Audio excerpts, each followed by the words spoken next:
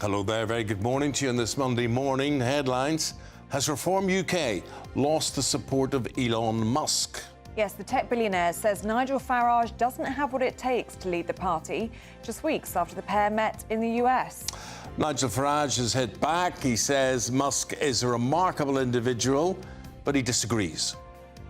The Prime Minister is today to set out plans to slash NHS waiting times. The move will ensure that community diagnostic centres are open 12 hours a day, 7 days a week. Is this enough to save the NHS? In an exclusive, GB News reveals that civil servants delayed correspondence and compensation plans for grooming gang victims. Farewell, Welby. It's the Archbishop of Canterbury's last day. We're asking this morning, did he do a good job? TV and film stars took to the red carpet overnight for the Golden Globes. We'll be hearing who won what. And we'll be meeting the sign guy. He's helping to clean the country's road signs. And in the sport, Manchester United surprised everybody by getting a draw at Liverpool. Probably should have won it as well. Ipswich get a draw in a great game at Fulham, and Great Britain have won a bobsleigh gold medal. Hello there, good morning. Another cold day ahead with further rain, sleet and snow in places. Strong winds too. Find out all the weather details coming up in the programme soon. Hello there, very good morning to you on this Monday morning. I am Eamonn Holmes, and beside me now regularly, Monday to Wednesday, is... Ellie Costello. Yes, Very this good. is GB News Breakfast. Nice to have you, Ellie. Good to be Very here. nice to be here. Yeah.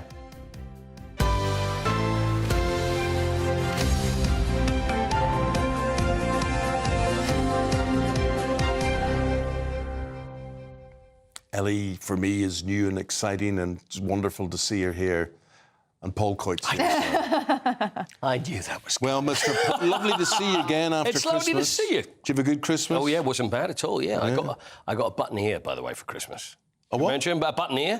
Do you know, I mentioned the button ear, a Ronco button ear, when I was talking about, just before Christmas, we were talking about really old-style adverts and old things that used to come. A button ear, which is like from the 70s, which is a plastic button thing where you can actually re-sew buttons with the press of it. But That sounds fun. it's, Wait a well, minute, I'm going you- to try and demonstrate it a little bit later. Did you bring one in? I brought it with me. Brilliant. So, like, do you, like, staple the button on? Eamonn, it's something like that. I haven't even had a go. I was going to save it until... Oh, I need one. You just bring the buttons into me. I always I'll use be doing buttons. them with my button ear. Well, I'm shamefully have to admit that when I was a kid, I used to sew. I used to do all that. Did Yeah. you? I used to do all that. My mum made us do that.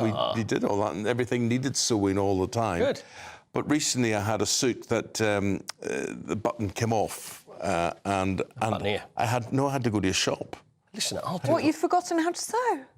Well, I wouldn't good have a point. needle. I wouldn't have thread. Well, we can Yeah. sort that out for you. Get you a sewing but kit. it's all done. Was it expensive to have it done? Because I'll do it at half the price with my button ear. Yeah, it'd be more expensive than you thought. I think it was a tenner. OK. That is a lot for a button. Yeah, yeah. Give it to me. Give How me much a are you going tenner. to charge? I'll do it for £3. I'll do it for £5. OK, fine. Now, brilliant thing we've got today. We've got a guy called Liam, and Liam is...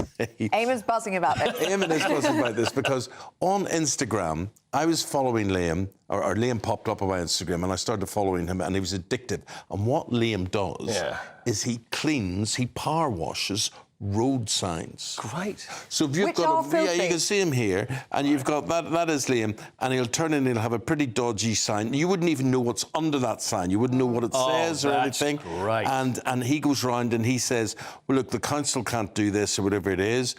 Some councils have people that do the big reveal on that, and then you get a beautiful sign at the end of it. And you think, what's made them dirty in the first place? Does it not annoy you when you go down the motorway and there's And they're like filthy. 3 panels that are green and then one that's lime green? You know, they don't fit in, they're not... Yes. No? Does it not? It does a little bit, but I love the way you're so excited about it's it. so exciting. I love They it. are. We're going to show you later on, but these videos are so satisfying to watch. Yeah. They'll be thick with filth. Is it like And those then- adverts for when you see like a filthy floor? Yes. And like almost like the shake and vac, you know, and Yes. bring the freshness back. And all of a sudden it's gleaming. And you bring the freshness back. Yeah, dude. Yeah. The shake and vac. Well, Ellie is wearing the green for the shake and vac. But it's going viral, and you'll see why. He's going to be live and he's going to be cleaning road signs for us live. Live road road sign cleaning. Right, yes, on the programme today. You don't want to miss that. I got lucky that I didn't put on my horseshoe man. Oh, the what's man your that horseshoe man? he cuts the horse's nails and scrapes out all the badness and whatever it is, and then. Have you never seen it done? Yeah, but I don't think I'd like to watch it in the early morning. You say, no, I don't want to watch this, and then you don't want to watch this, and you just end up being glued to it. Don't they put the hoof between the knees and then do a bit of that? Yeah. That's Yeah. probably really... But does the That's horse... quite not gross. quite I bad. draw Yeah, the yeah, line yeah. at Just that. to dig I out draw the stuff. But Yeah. does it not That feel... must be really satisfying. But does the horse not feel the hoofer? What's he called? Blacksmith. The blacksmith. Yeah. Digging out the stuff. Yeah, I don't know. By the way... Why? What? We have, I said about bobsleighing gold medal. Yeah. First time Germany have not won a bobsleigh gold medal in Germany since 2012. We've got the team driving in the car across the Alps, and we'll speak to them live a little bit later as well. Oh, really? Yeah, so I will raise the sign man and go So with the bobsleigh. how many of them are? There's 4 of them, but I think they're split into 2 cars. So there's 4 failures. 4? What? 4 failures that we're going to talk to. Failures? They won the gold. Oh, I thought you said you didn't win the gold. No, the Germans didn't win the gold. The British won the gold in Germany. The Brits are so the they are best, certainly the not best. failures. They are successes, huge successes. That's a great scoop. It is. Well, I'm very excited. Huge success is Elon Musk. Now, I have a lot of thoughts about Elon Musk. Elon Musk, to me, is the epitome of a Bond villain. He's got so much money, like so much money, right? Not just a little bit of money. Yeah, crazy. He's got so crazy amounts of money. He can do exactly what he wants, and he's interfering in our politics. And Yeah. we just sort of think, He has what is this? It must be money. It must be money. Well, he seems to have a hyper-fixation at the moment with British politics. It's all he's tweeting about. I'm But fascinated everybody by it. wants to kiss his butt, really, because he's got all this money. And power and influence. Right, so Nigel Farage and him we all thought besties, and then he slags off Nigel Farage over the weekend, and he said that Farage doesn't have what it takes to lead Reform UK weeks after a meeting in America between the two of them. Well, key Reform UK figures have voiced their support for Nigel Farage, with the chairman, Zia Youssef, posting on X that he is the most impactful British politician of our lifetimes. Well, what do you think? We want your views on this one as well. And meanwhile, the Prime Minister is to lay out his plans to cut NHS waiting times. Later on this morning, we're going to hear more about that at around 7:30. Yes, Sir Keir Starmer will pledge to create millions of additional appointments through new surgical hubs and access to community diagnostic centres. Let's go to our political correspondent, Catherine Foster. Catherine, I'm sure you can explain this better than we have.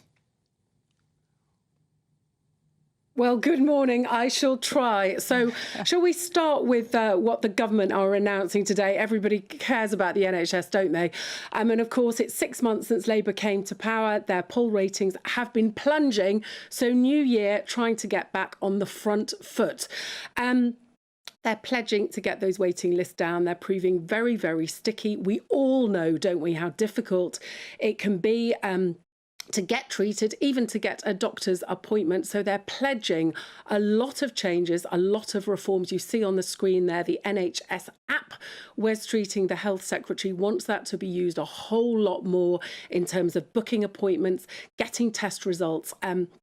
He thinks that the NHS is very behind in terms of technology, and that can really be used to help. Also, they want to have these community diagnostic centres that began under the Conservatives. They were a Conservative idea, local places that you can go and get tests and scans. They want to increase the use of those and have them going 12 hours a day, 7 days a week. Sounds wonderful. The BMA have said that they welcome this, but they are sceptical about whether this can, in fact, be delivered. They are saying, the Labour Party are saying they're going to get the waiting lists down and that they're going to get more people treated within 18 weeks. Of course, much easier said than done. Catherine, what about, we were talking about Elon Musk and his relationship with Nigel Farage. Bit of a surprise, this one. I'm turning on Farage, is it not? Yeah, it was quite astonishing yesterday afternoon when suddenly this bombshell dropped because they'd seemed to be the very, very best of friends. Nigel Farage had gone over to Mar-a-Lago. We'd had that picture of him all smiles with Elon Musk and Nick Candy. There was talk of donations. And then suddenly this bombshell from Elon Musk saying the Reform Party needs a new leader. Farage doesn't have what it takes. Now, it seems to have all come out of this huge row about the grooming gangs scandal lit by our own Charlie Peters with that incredible scoop last week saying that the Minister Jess Phillips had denied a national inquiry on the Oldham grooming gangs scandal. Elon Musk got very agitated on X about this, made a series of increasingly hardline comments attacking in very, very brutal terms the current government, Sir Keir Starmer, Jess Phillips, and so on and so forth. When it became really difficult for Nigel Farage is when he began being very, very supportive of Tommy Robinson, a far-right Tommy Robinson that Nigel Farage has never wanted to have anything at all to deal with. And it was Nigel Farage's misfortune, perhaps, to be all over our TV screens in the last few days because he's had a couple of big sold-out reform gatherings. And he has been asked, of course, about what Elon Musk said about Tommy Robinson. And while trying to be very diplomatic, he made it clear that they had a difference of opinion. And that seems to what has been led to this very abrupt changing of Elon Musk's opinion. But what's obvious about Musk, and Ellie raised this earlier, Ellie, you're concerned about his interest in British politics. Yeah, I just don't know where this time fixation with British politics has come from, Catherine, because he's been endorsing the Reform Party for the past few months, that's been clear, but it appears now he's turned on Farage, and quickly. Yes, it has been quite extraordinary because he seems to have spent a lot of his time over the last few days looking into the grooming gangs scandal, reposting all sorts of things and getting more and more extreme. And of course, he's not just the owner of X. He's not just the richest man in the world. He's also about, come January the 20th, to be an integral part of the incoming Donald Trump administration. Now, you have to wonder whether Donald Trump, of course he's unconventional, of course he doesn't do things the way ordinary politicians do, but is this really sustainable for Elon Musk to go taking pot shots at politicians in other countries? And it's not just here. He's also had plenty to say about German politics as well. So I think it's going to be very difficult going forward for politicians. Labour have so far pretty much tried to say as little as possible. I think we can expect to hear more because Sir Keir Starmer talking this morning is bound to be asked about all these comments that Elon Musk has made. Of course, it's also perfectly possible that Donald Trump and Elon Musk will fall out too at some point. We just don't know when that might happen. OK, Catherine Forster there for us in Westminster. Thank you very much. See, if it was me, I would fall out with them already. Just say, right, here's clear, you and me, we're not mates, don't need you, go away. I do think, though, with Nigel Farage, with Elon Musk and with Donald Trump, it's three big alpha males, isn't it? But they'll not fall out because everybody needs his X platform. They need what he's going to say, if he will condemn them or if he will praise them on it. And everybody needs his money. What's he offering? 60-odd million, isn't he, to some political party as well? Yeah, to Reform UK. $10 million he was mooted to have been talking about offering. Peanuts to him. Yeah. Peanuts to but him. Nigel Farage is very polite in response to Elon Musk, actually. Yeah, because he's sucking up to him, isn't he? Well, he's sucking up. He's saying to him, you know, I need your money and things. And, you know, I don't know. He's a Bond villain. He is literally, he should be sitting in a chair stroking a pussycat. That's what he should be doing. Well, let us know what you think. Question is, the poll of the day. Yes. Right, so, how's it shaped up? Is Elon Musk right to be wading into British politics? Let us know what you think. You can scan the QR code on your screens now, or you can head to the website gbnews.com/poll. The final result will be announced later in Martin Daubney's show. And you want to see how the polls fare in general, you can go to the website there on that. We can reveal this morning that civil servants delayed compensation plans for grooming gang victims. Several government sources have told us that attempts to raise the issue were pushed into the long grass by senior officials. Well, a government spokesperson from the civil service said that timely advice is provided to ministers to help them make decisions in line with the Civil Service Code. Well, to tell us more on this one, let's speak now to GB News national reporter Charlie Peters on this one. Charlie, this is your investigation. And matter of fact, Elon Musk, did he not praise what you did on this front? He shared a few of our stories last week and some of my coverage, yes, a couple of my threads on his platform, X. And I mean, that's got to be good, hasn't it, in terms of highlighting the evils that have been allowed to permeate on this subject for years. Yes, Eamonn, but at the same time, it's sort of distressing that it's taken a billionaire like Elon Musk to put the global spotlight on this appalling national tragedy. But with this surge in attention, more and more reporters are now looking at this story. But over the last few years, it's felt like just a handful of us have been regularly churning out the coverage on this issue. What I don't understand, Charlie, is why politicians would be so reluctant not to get involved in this again. I know there was an inquiry, 8 years ago or so, but why not? Why not do the right thing? Why not get the right thing done on this? Well, we've had a handful of local reports: Rotherham, Rochdale, Telford, Oldham. Some of them have been good, some of them less so. The big scoop we had last week was revealing that Jess Phillips, the safeguarding minister, had denied a national public inquiry into the Oldham scandal, as demanded by survivors there. They did not appreciate the local review. They didn't think it was enough. And you're right to say we have had some form of national inquiry already, the independent inquiry into child sexual abuse. But many survivors and campaigners, and indeed myself, think it's a sham. It only looked at a handful of areas where grooming gangs were taking place. The Catholic Church, Jimmy Savile and children's care homes all received specialist investigations within ICSA. On-street grooming gangs were just a part of a smaller paper on organised networks. This has never, ever been properly addressed and assessed by the British state. There has never been a thorough investigation. At GB News, we found over 50 different towns and cities where this was going on. The independent inquiry looked at 6. None of them are on that list. It is a sham. For West Streeting to hide behind it and say we need to do more, we can look back at this report. I'm afraid it's not good enough. Survivors I've been speaking to aren't good enough. And today we can reveal further that government sources have told GB News that in the last couple of years, when they've been looking at the financial redress scheme for victims of sexual abuse, and in particular grooming gang victims, civil servants have said, not now, not later, not on this. They've pushed it into the long grass. Compelling government sources from the Home Office, Cabinet Office and the Treasury, all working in Number 10 as well during the Sunak administration, have told us that civil servants did not want to hear it when political aides pushed forward demands for this sort of compensation for grooming gang victims. So there are a lot of questions for the government at the moment.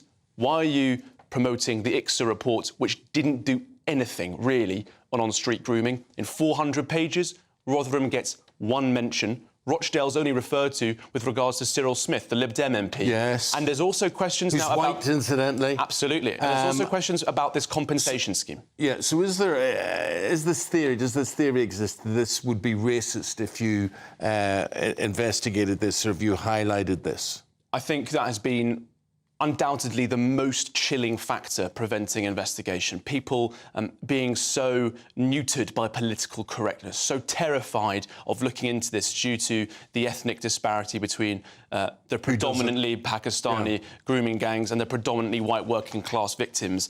That has been an issue for decades. Anne Cryer, the Labour MP in the early 2000s, she was called a racist for caring about it. Jack Straw was shut down for saying there was a problem. Sarah Champion, the Labour MP for Rotherham, she was kicked out on the front bench for looking into this. So many Labour figures who've tried have been shut down. Conservatives have found it easier to talk about it. Reformers we've seen are finding it easier to talk about it. But no Labour figures, since our investigation, have come out and said, he's right, we're right, there's a big problem here, we need to take this on. That's a real well, it's a real disappointment, but it's also a real shame for the survivors who are fighting for justice. all the parties have been involved in this in some way. What are the Labour Party saying, Ellie? Well, they're saying that they're pointing to the independent inquiry into child sex abuse. They're saying there's already been a national inquiry. They've also given us this statement saying that all complaints are treated seriously and thoroughly assessed in line with our rules and procedures. Complaints are assessed via a specific process independent of the leader's office. And this was clearly signposted in response to this correspondence at the time. Also got a statement from the Home Secretary, Yvette Cooper, who said on Jess Phillips, the Minister for Safeguarding and Violence Against Women and Girls, has dedicated her career to tackling sexual violence and abuse and to being a voice for victims and survivors of the most terrible crimes, including child sexual abuse. She has worked with whistleblowers and campaigned tirelessly for justice for those badly let down by endemic institutional failure. So that's what Labour have had to say about all of this. Well, if that's the case, why would she not go at this again until this is finally solved? There's too many just unanswered questions, aren't there? Well, in the letter that we revealed last week from Jess Phillips to Oldham Council, she said that she understood the strength of feeling in the town, but that she pointed to original local inquiries that have taken place. Just very quickly on this, that local inquiry in Oldham was just for 3 years, 2011 to 2014. This week, GB News is going to reveal further details that report missed from Oldham. Demonstrating why they want a further inquiry. So watch this space. We're going to show just why they're making that demand. I can't see why Jess Phillips would be saying, well, we've done our bit, thank you, that's it, let's not forget it. I have interviewed so many people who have been abused over the years on this, and they are traumatised. This haunts them for their whole lives. And we're going to say, oh, it's OK, it's done, it's on, you know. Let's move on now. Let's move on now. That's what they're keen to do, but we have to return this conversation back to the survivors' experience and their demands. And that's why this week GB News will be touring the nation. I'll be going to various different towns and cities where survivors are speaking to GB News and victims are campaigning for more action. Later today, I'll be in Tenside. Tomorrow, I'll be in Oldham, and we'll be further places throughout the week. Good lad. Speaking to more survivors about this issue. And it's right that they are front and centre of all of this, those survivors. Thank you, Charlie, for all your hard work on this. Thank you. Now, at 22 minutes past 6, let's get a check on the weather, shall we, with Greg.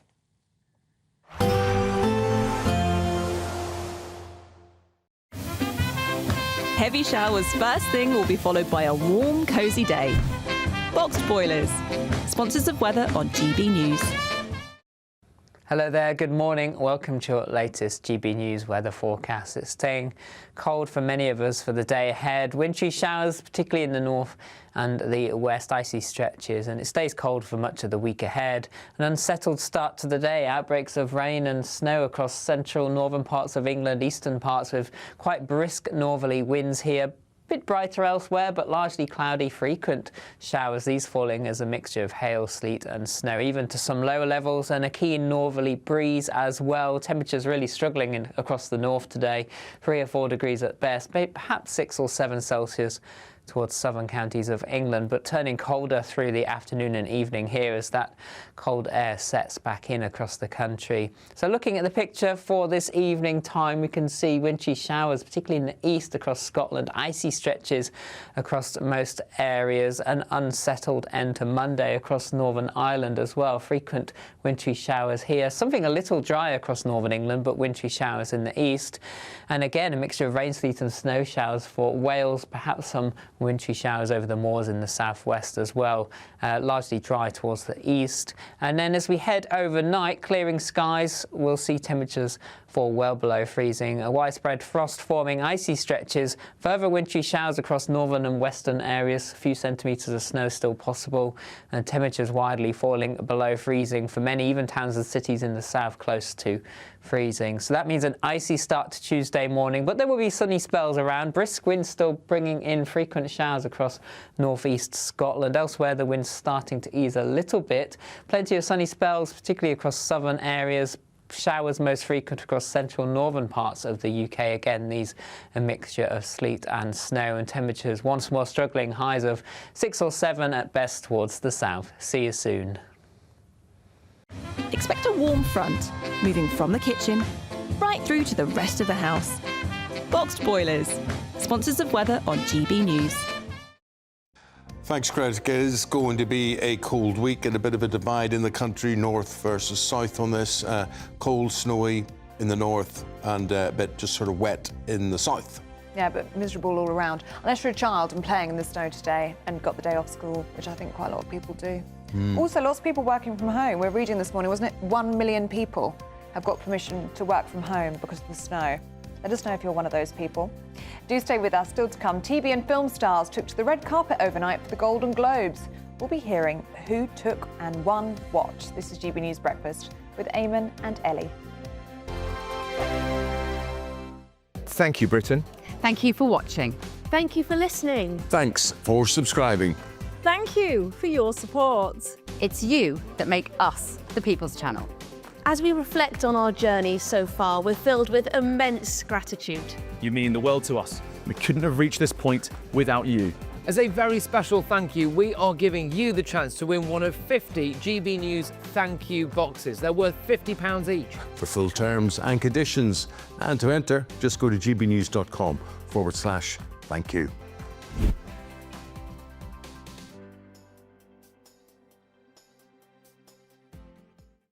This is GB News, Britain's news channel. It's a time for the vegan community to get together, as well as an opportunity for non-vegans to try going plant-based. Well, joining us now is some of her delicious hummus, and we both love hummus. This is a great thing. This is the founder of Chickpea, Hannah McCollum. Hannah, lovely to meet you. And you've brought in some of your beautiful products in front of you here. So can you talk us through some of them? Yeah, absolutely. So I have a range of chilled hummus, and then latest to the range of a new ambient snack pot, which is a fridgeless hummus that doesn't require refrigeration. But I started Chickpea because of my love for hummus, but also sustainability and reducing food waste and encouraging people to be more plant-based without saying go vegan.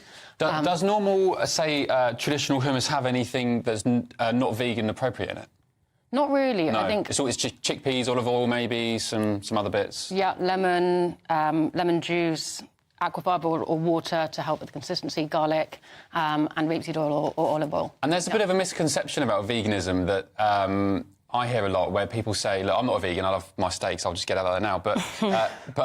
But there's a misconception that you don't get the protein, you don't get the fats, and you're kind of just eating processed salads and fake meat and things. But that's not quite the case, especially with chickpeas, right? Yeah, I think protein is really important, and actually a lot of people think I need a certain amount of fish every week or meat, but actually a lot of the fish and meat that you're eating are eating higher protein foods, so algae, seaweed, pulses, all these types of plant-based foods. For me, veganism is like you could have a delicious rye seeded bread with just loads of roasted vegetables, seeds, tahini sauce on top. That sounds and there's nothing beige in there at all. GB News, the People's Channel. If you want your news to be straight talking... This is a nightmare for the Conservatives again. Down to earth. It's not just Nottingham where this is happening, is it? And most importantly, honest. Hard-working, middle-class taxpayers, they'll get their book thrown at them. Then catch me, Martin Daubney, Monday to Friday, 3 till 6 p.m. on GB News, Britain's news channel.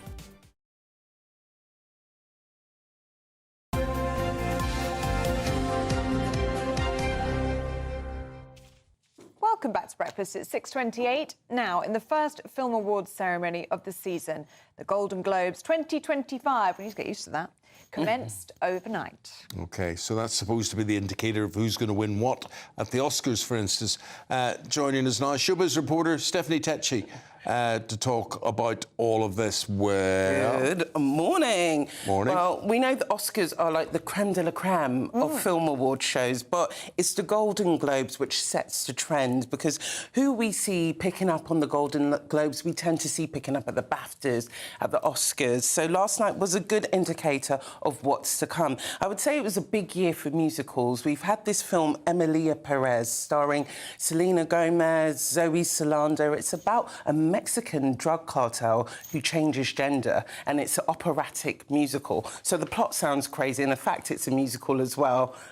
equally bonkers. It was up for 10 nominations, but it picked up 4 nominations yesterday, including Zoe Saldana, who picked up the Best Supporting Actress. It was a big night for Demi Moore. Oh, I love At the her. age of 62, she's just picked up her first film award for The Substance, Best Well Actress. done to her. It's an amazing film, really bonkers film, but she said that she never thought in her career she would win an award. She was always referred to as a popcorn actress by a producer, and she said even though she could get the crowds in, she never thought she'll be recognised. But this film, if you haven't seen it, guys, I really recommend you see it. Ellie, I know you're a big fan of Wicked. Yes, I watched it for the second time yesterday. I think I'm about to watch it for the third time because it's that great. Last week, it eclipsed Mamma Mia to become the highest-grossing film for a Broadway musical. Unfortunately, it wasn't a big night for their acting, including Ariana Grande and Cynthia Erivo. They totally got snubbed for awards, but it did win Best Cinematic and Box Office Achievement Prize. Wow. So Wicked was a theatre release, was it? It was a theatre release. Why have I so not it's been, heard or seen it? Oh, my gosh. You need to. Do you like musicals, Eamonn? Absolutely not. But you like a sing-song. Yeah. Yeah, but that's different. No, not really.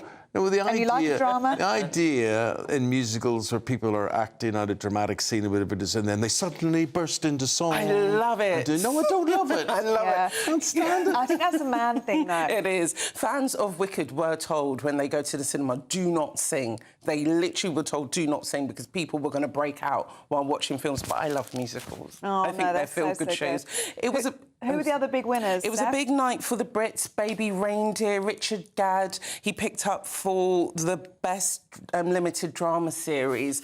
I'm surprised at that because Baby Reindeer's a bit dark. That's what he spoke about in his speech. He was like, a lot of people ask him, how has this film got so much success when it's based on a dark plot? And he says, you know what, it's basically human life.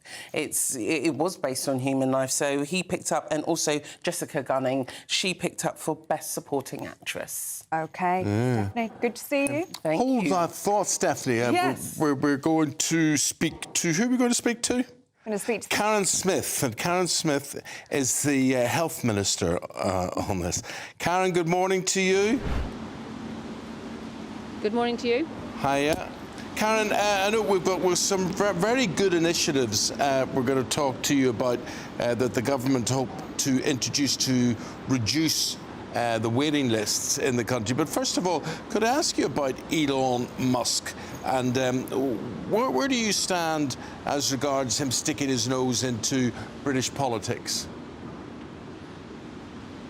Well, look, it's entirely up to people, wherever they are, to pontificate on whatever they want to, but we're really concerned here about getting on with governing in this country, which is why we want to get on and talk about the NHS today and waiting lists, because that's We're going to really do that. We're going to do that. But country. meanwhile, Musk sets the agenda for everybody else. And the truth is, Karen, you're all, whatever party you're from, scared stiff of him. Why? We want to focus on what's going on in the country. We want to. Yeah, but he sets the agenda. You can try and talk me down all day on this. You're going to give me an answer on this or not. He will dictate the agenda. You know it, everybody around you knows it, and everybody in every other party knows it. Is he ruling our country? No. Prime Minister's running the country. What do you make then of his criticisms of Sir Keir Starmer, which have been regular since Labour took office, and now his criticisms of Jess Phillips and her handling of the grooming gang scandal? Well, I think Jess Phillips is someone who has spent her career on supporting victims of abuse, both child abuse and adult abuse. We're lucky to have her in government working on that to support the victims. If someone like Elon Musk wants to use his platform to support victims, that would be a good thing. It's a horrific crime.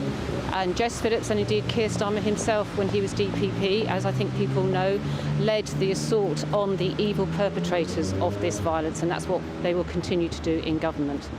Well, a lot of people will differ with what you've said there, because a lot of people don't think that you've done enough, or there is a chance to do something that wasn't under your regime, of course, to actually put your print on this and to actually really do something for subsequent victims, because this just hasn't stopped since the last inquiry 8 years ago. It goes on and it goes on, and the truth is most political parties are scared stiff of this because they don't want to be accused of being racist. We are scared for the victims. I think Alexis J. report very clearly highlighted actually over decades the extent of abuse and the amount of adults that are living with horrific experience of abuse. Her report catalogued abuse in our major institutions of the country, in religious institutions, in other institutions, and as well as what's happened in various local authorities and in care homes. We wanted the report to happen. Took a long time for that report, as you know, to be written. It cost a lot of money. It is shocking that the previous government didn't implement a single one of those recommendations. We are absolutely getting on with doing that, and the leadership of Keir Starmer and Jess Phillips and others in doing that is exactly the right leadership. We've got exactly the right people able to make sure that we do implement Alexis J. report and support those victims. Why no national inquiry, though? Why no national inquiry? Why do you not want to expose this? Suella Braverman in 2023, recent history, sets up a grooming gangs task force. In that first year, 500 arrests were made. This isn't something of the past. This isn't something that we can move on from. There are still young girls up and down this country being abused by gangs. Do you not want the streets in this city, in this country, towns and cities in this country, to be safe for young, vulnerable girls? Why would you not want to know the full extent of this? Do you not want those perpetrators to be brought to justice? Of course we want the perpetrators to be brought to justice, and we want to support the victims. That's why we wanted to have that report, why it's such an extensive report. It is shocking that the reports, that recommendations weren't implemented, that we, coming into government, have picked up that report and getting on with implementing those actions. That's what's needed. We know the extent of this. We know that there are 3 million adults already living with the experience themselves, that this has been going on for decades, that it continues to go on, as you say. We need to support the police, we need to support the courts to bring these people to justice. All of that is absolutely front and central what we want to do as a government, and as I said, the leadership of Keir Starmer, who is used to working with the evil perpetrators to get rid of them, and Jess Phillips, having spent her career working to support victims, are exactly the right people to take this forward. Karen, really important stuff you're going to talk about today, and I was looking at it, and it sounds to me like an appointment revolution within the NHS.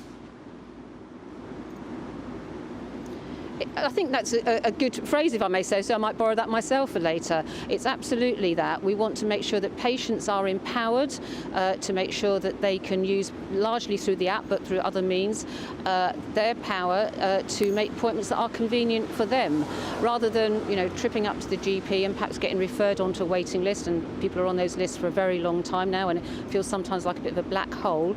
That patients can have that choice of providers, which they do now, but they're not exercising that choice, but that they can book appointments that are convenient for them or for their family members, or if they're caring for someone, that makes sure that that person can have someone to perhaps go with them to a hospital appointment. So convenience for patients is front and centre of what we want to try and do, but also to make sure that those appointments aren't wasted, that when you have an appointment, it interrupts your day, you have to get to somewhere that might not be very convenient, that appointment is a really valuable one, that you get the intervention and the treatment that you need, and that doesn't always happen. So we want to make sure that every appointment is a really valuable one, and that makes you better, but also progresses you off that waiting list as quickly as possible. It's really good stuff, and it's good common sense stuff as well. The little thing that just depressed me a bit there was that there is an 18-week referral treatment target. 18 weeks, over 4 months to have your treatment sorted out, and that is quite depressing. I mean, are you hopeful that you can make inroads into that? We absolutely are. We've committed to making sure that we achieve that within this Parliament, but you're right, it is depressing that we're at such a state that people are waiting 18 months. That was the case under the last Labour government as well. but we want to make sure that we get people seen as quickly as possible for more urgent cases, and particularly on cases like cancer, that target is quicker. But we want to make sure that people know when they're on the list what's happening to them, so that it just doesn't, you just don't get on the list, get referred and not know what's going on. We want trust to be communicated with patients, to give them a likely estimate of that time, and as I said, make sure that every appointment is a valuable one, so people are helped if they're in pain, for example, or if they need to do more exercises, that they're communicated to, that there are things that they can do to help themselves manage their condition even while they're waiting. So an absolute revolution in how we treat patients and support them while they're waiting, but also make sure they get treated more quickly. Karen's Health Minister, thank you very much indeed for your time coming to us live from central London there. Appreciate it. Thank you. Thank you very much. Now, how would you like to start the new year with an incredible £50,000 in cash from us? Well, it could all be yours in our biggest Great British giveaway so far. Here are all the details that you need. Imagine how £50,000 in cash from us could make your new year go with a bang.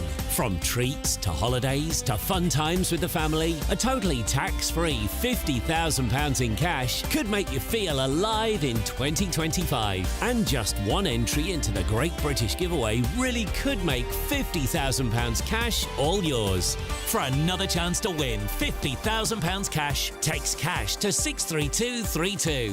One entry costs £2 plus one standard network rate message, or text bonus to 63232. 5 entries cost £5 plus one standard network rate message. Go to gbnews.com/win. Entries start from just £2. You can call 0903 681 3232. Calls cost £2 plus your network access charge, or post your name and number to GB10 PO Box 8690 Derby DE1 9TT. UK only. Entrants must be 18 or over. Lines close at 6 p.m. on the 31st of January. Please check the closing time if listening or watching on demand. Good luck.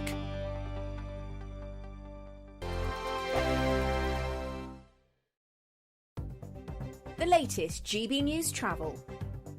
Good morning, I'm Russell Holding. The M62 is partly blocked each way where a lorry is stranded in the snow between junctions 22 and 23 from Rishworth Moor to Huddersfield. There are long delays each way, especially eastbound on the M56 in Cheshire. There are 2 lanes closed eastbound at junction 11 at Preston Brook after an accident. In Derbyshire, the A38 is closed each way between the A50 and Kingsway Island near Derby because of an accident. The A1 in Lincolnshire is closed each way because of flooding between the A52 and Little Ponton Junction near Grantham. In Warwickshire, the A46 is blocked by an accident off junction 15 of the M40 near Warwick. In Gloucestershire, the A40 is closed westbound off junction 11 of the M5 near Gloucester because of flooding. Cardiff, the A48 is closed westbound along Eastern Avenue at Llanderin, and the M25 in Surrey is closed anti-clockwise from junction 10 to the A3 to 8 at Reigate. That's the latest. You can stay up to date throughout the day by visiting our website gbnews.com. Join me, Camilla Tominey, for a frank and honest discussion with those in power that cuts through the spin and gets to the heart of the issues shaping our nation. You haven't confirmed that you want to stand as leader, but you haven't ruled it out either. This report basically says that he's not fit to stand trial. Is he indecisive? Incompetent? I deliver the dose of reality Westminster needs. That's the Camilla Tominey Show at 9:30 every Sunday on GB News, the People's Channel, Britain's news channel. Hi there, I'm Michelle Dewberry, and I'm going to take a second to tell you all about my show, Dubes & Co. We start off with the issues of the day. We then bring in both sides of the arguments. We get rid of the disrespect. And then you throw me into the mix. And trust me, I'll tell it exactly how it is. And then, of course, the magic ingredient, you at home. We mix it all together, and what have we got? In my opinion, the best debate show in town. Monday to Friday, 6 till 7 on GB News, Britain's news channel.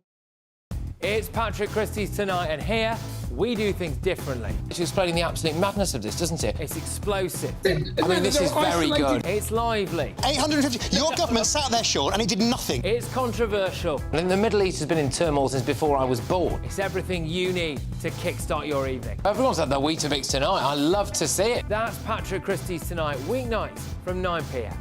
Only on GB News, the People's Channel, Britain's news channel.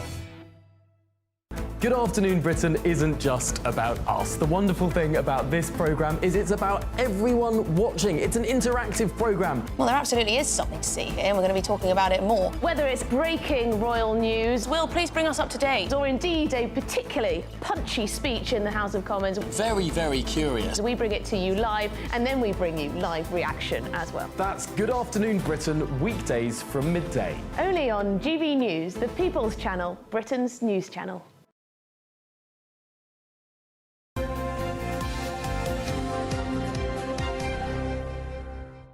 Chris Akabusi and Dawn Neeson, they've got the papers in front of them this morning. And guys, we were just talking about the influence of Elon Musk. Jim says Elon Musk is disruptor-in-chief in the science technology world. He's just branching out into politics. Greg says, personally, Nigel Farage is better off without him hanging over him. Farage is more than capable on his own. Right, so Dawn, what do you think of this? Well, I mean, yeah, this all happened yesterday when Elon Musk put out this surprising tweet saying that Nigel Farage wasn't the man to lead reform. Nigel responded with a tweet, as everybody does these days, by saying, oh, that's a bit unexpected. But, you know, I respect... A very polite response. A very polite response, yeah. This is the thing. Why? Everybody is scared stiff of the Bond villain Elon Musk, Chris. They're frightened to say the truth. Why doesn't someone say, stick it up your nose, bye-bye, we don't care what you think?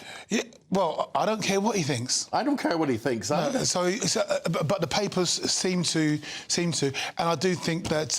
opinion forming. Yeah, well, I think he's got a screw loose. Yeah. Yeah, he's obviously got a lot of money. He's obviously a very bright person. He knows how to do deals. But why...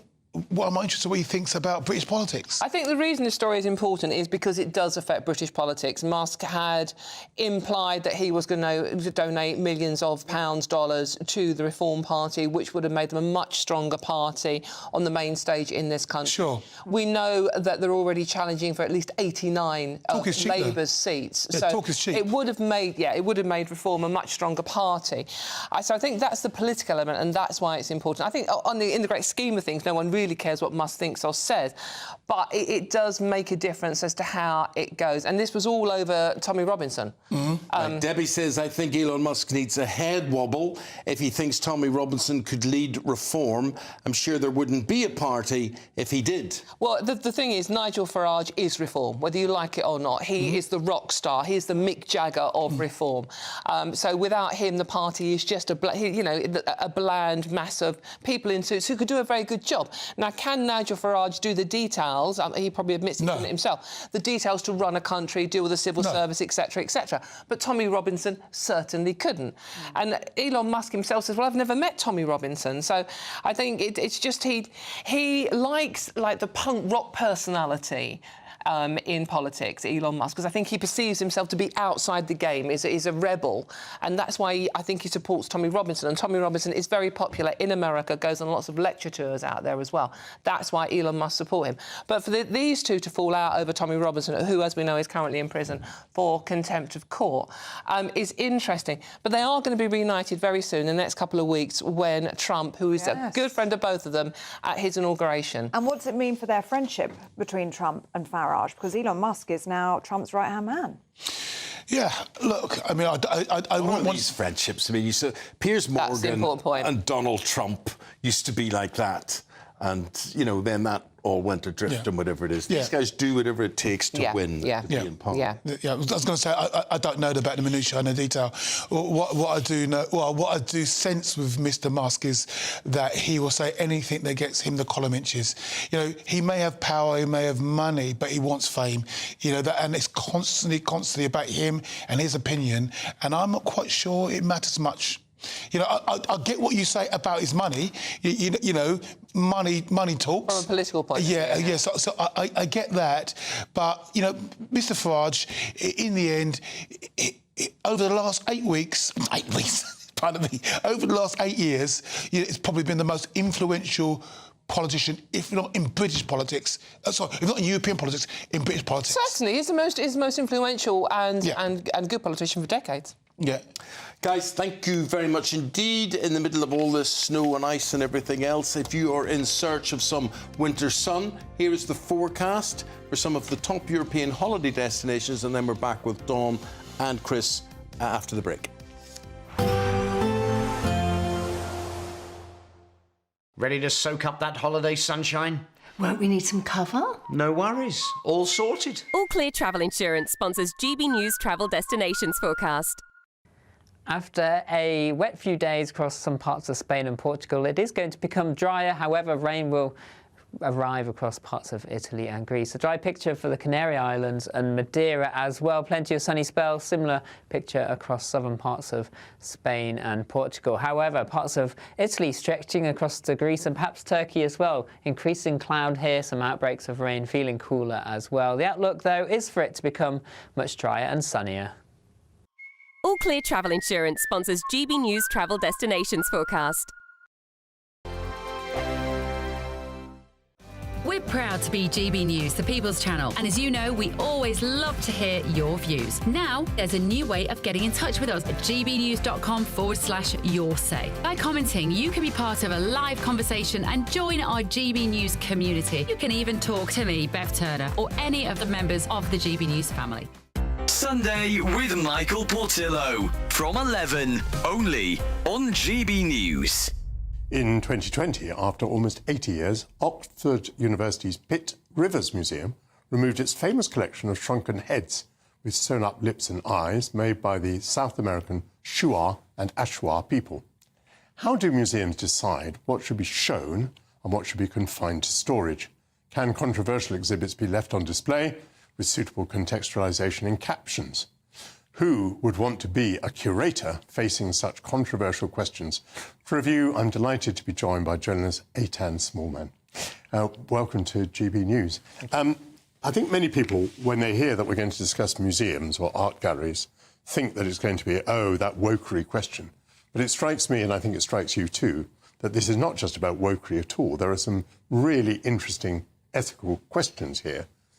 For example, I mean, let's start with this one, and there are several examples of it. Should we be displaying human bodies, the remains of human beings? Should we be displaying them in museums? Absolutely. It's not just the usual suspects, young snowflakes, who are objecting to these things. There are just naturally cultural shifts, and people of all ages and all political persuasions may feel uneasy about displaying human remains of any kind, especially human remains that have been taken against the will of the communities or taken violently. Hilary Mantel led a campaign to remove a 7-foot 7-inch skeleton of Charles Byrne, known as the Irish Giant, from the Hunterian Museum. He had specifically said that he didn't want to be displayed and didn't want to be taken by anatomists, and yet was displayed for a couple of hundred years until a couple of years ago. He hasn't had the burial he requested, but he's no longer on public display. GB News, the People's Channel. This is Britain's Newsroom, where your voice matters. It's just astonishing. With expert analysis and honest opinion, we don't just keep you informed. We bring you unique perspectives you won't see anywhere else. Can't argue with any of that. When the news happens, it happens here. On Britain's Newsroom, weekdays from 9:30 a.m. Only on GB News. In the GB Newsroom, we bring you the news as it happens. With our team of dedicated journalists across the UK, we're ready to keep you up to date with what's happening every half an hour, every single day. Bulletins here on GB News, the People's Channel, Britain's news channel.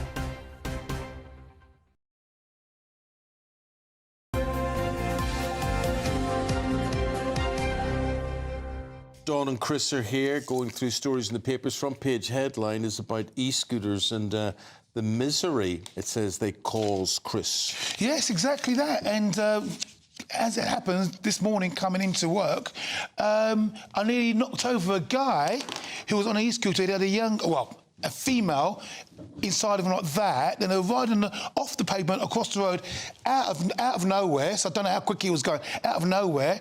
I didn't have to really avoid him, I just saw him, and I just thought myself how easy it could have been to clip him or hit the curb or whatever. I don't know whether he's got a licence or not, and he's realised quite dangerous. And this article is talking about the menace and the danger.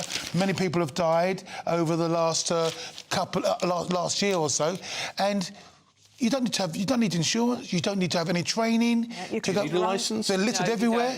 No licence. No. They're littered everywhere. So it's a real menace. Daily Mail campaign, isn't it? And rightly so, because some of these e-scooters, they say they've got speed limits, but some of them, if you buy them online, you can get 60 miles an hour. More, 90 miles an hour, it says in the paper, yeah. Wow, 90 miles an hour. I didn't know those ones.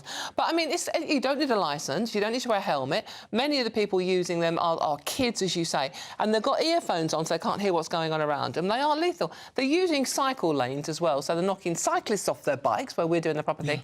And if you're a pensioner, you've got no chance of getting out of the way of them. No. But like you say, I mean, if a vehicle can do 60 miles an hour, my gosh, you certainly need some sort of training. It certainly needs at least more legislation. OK, if you've had an encounter with an e-scooter, if you fear e-scooters or if you support e-scooters, let us know. We'll talk about that next time round. So... Should we talk about the weather? Yes. Apparently, all of this weather is leading to bunk-off Monday, Dawn. Yeah, this is the front page of the Daily Star, which is a very attractive picture of a potato on a couch. So everyone... As if we haven't done enough of that over the last... Everyone working from home today, hope you're having a nice time, because we're obviously not.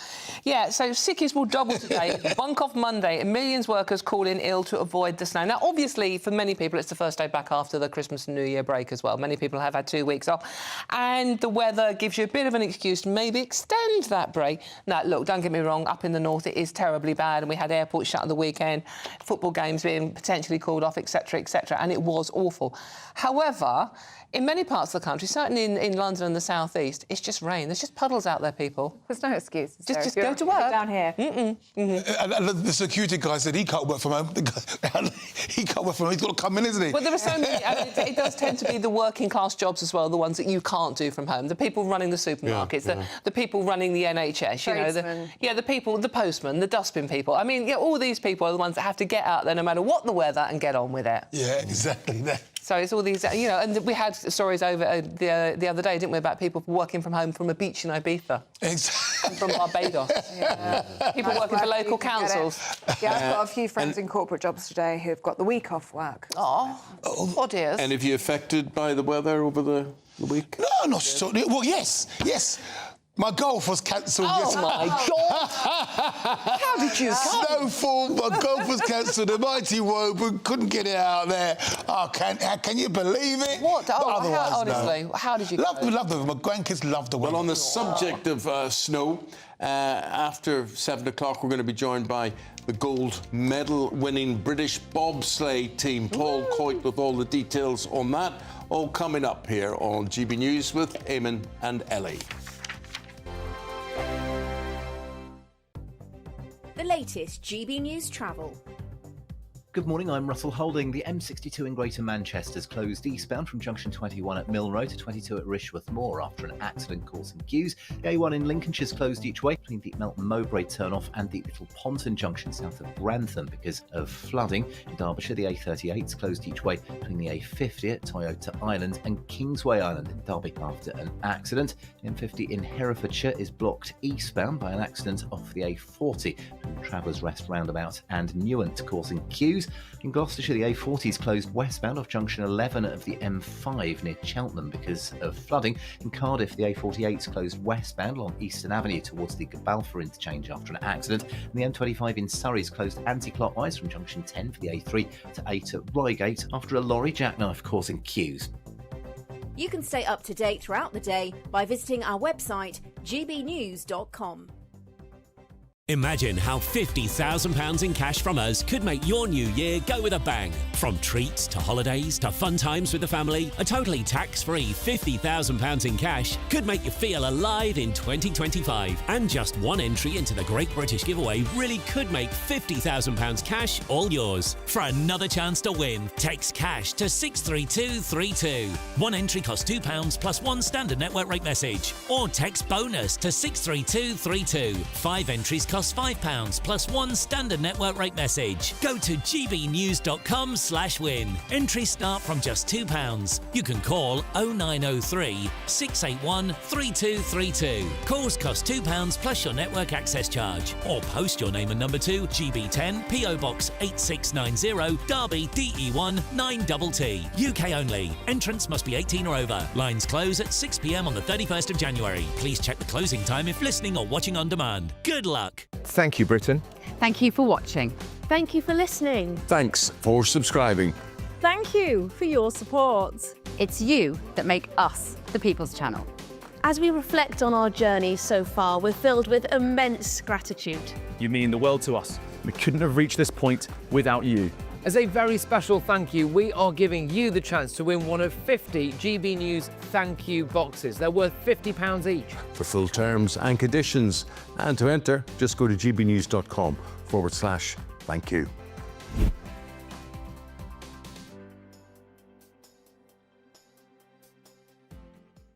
If you want your news to be straight talking, this is a nightmare for the Conservatives again. Down to earth. It's not just Nottingham where this is happening, is it? And most importantly, honest. Hard-working, middle-class taxpayers, they'll get their book thrown at them. They catch me, Martin Daubney, Monday to Friday, 3 till 6 p.m. on GB News, Britain's news channel.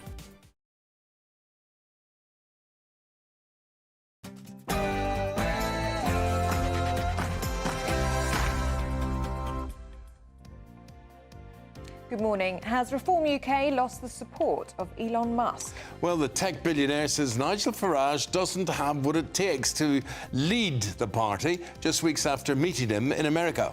Well, Nigel Farage has hit back, saying that Musk is a remarkable individual, but he disagrees. The Prime Minister today is set to set out plans to slash NHS waiting lists. The move will ensure that community diagnostic centres are open 12 hours a day, 7 days a week. What's your view? In an exclusive, GB News reveals that civil servants delayed compensation plans for grooming gang victims. Farewell, Welby. It's the Archbishop of Canterbury's last day, but we're asking, will you miss him when he's gone? And we'll be meeting the sign guy who is helping to clean the country's road signs and going viral in the process. And in the sport, Manchester United surprised everybody by getting a draw at Liverpool yesterday. Probably should have won it as well. Ipswich also draw in a great game at Fulham, and the Great Britain four-man bobsleigh team, who will join us shortly, have won gold in Germany. Hello there, good morning. Another cold day ahead with further rain, sleet and snow in places. Strong winds too. Find out all the weather details coming up in the programme soon. Just after 7 o'clock, a very good morning to you. I'm Eamonn Holmes. I'm Ellie Costello, and this is GB News Breakfast.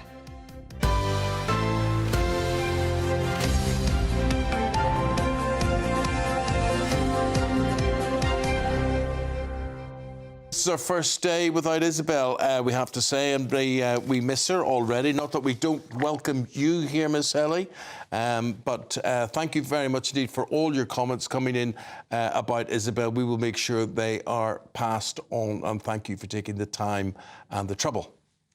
Lots of you getting in touch this morning on Elon Musk turning on Nigel Farage.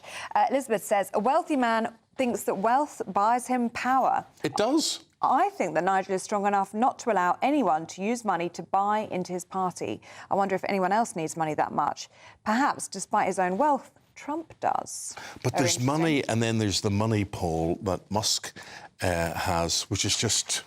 It's more than it's a ridiculous amount of money. What does a man with so much money want to do? What do you want when you've got so much money? He becomes then what else a Bond villain. That's then what he you becomes. Want the power because you've got everything you need. So now what can I do? Now what do I do next? I will show my power and I will keep going. That's the plot of all James Bond films. films. Exactly what it is. Yeah, so guys get this money and then they create these underground caverns full of submarines and whatever. Nothing is ever enough. That's it. And that's the whole thing. We joke about the Bond villain, but that's what it is. Nothing is ever got enough. Now I want that. Now I want this.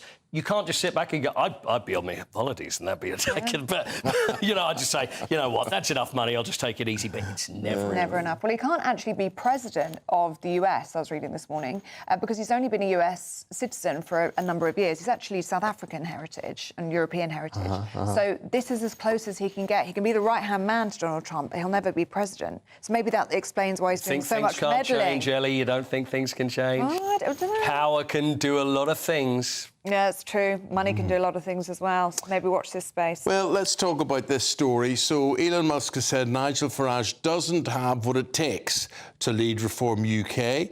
And this was after the two of them meeting in the US and getting a team picture, and they're all smiley, grinny in it and whatever. But apparently all was not what it seems. Yeah, and how quickly things can change. Key reform figures have voiced their support for Nigel Farage. The chairman, Zia Youssef, has posted on X that he is the most impactful British politician of our lifetimes.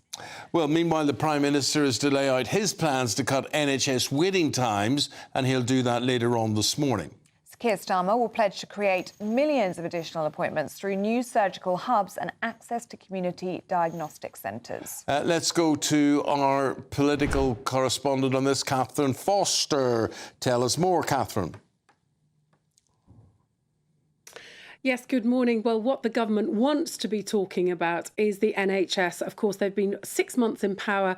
Their poll ratings have fallen through the floor. But the NHS is, they say, a priority. And they're announcing today a whole series of reforms, increased use of the NHS app to book appointments, get results, tests and so on and so forth. Wes Streeting convinced that tech needs to be much better within the NHS.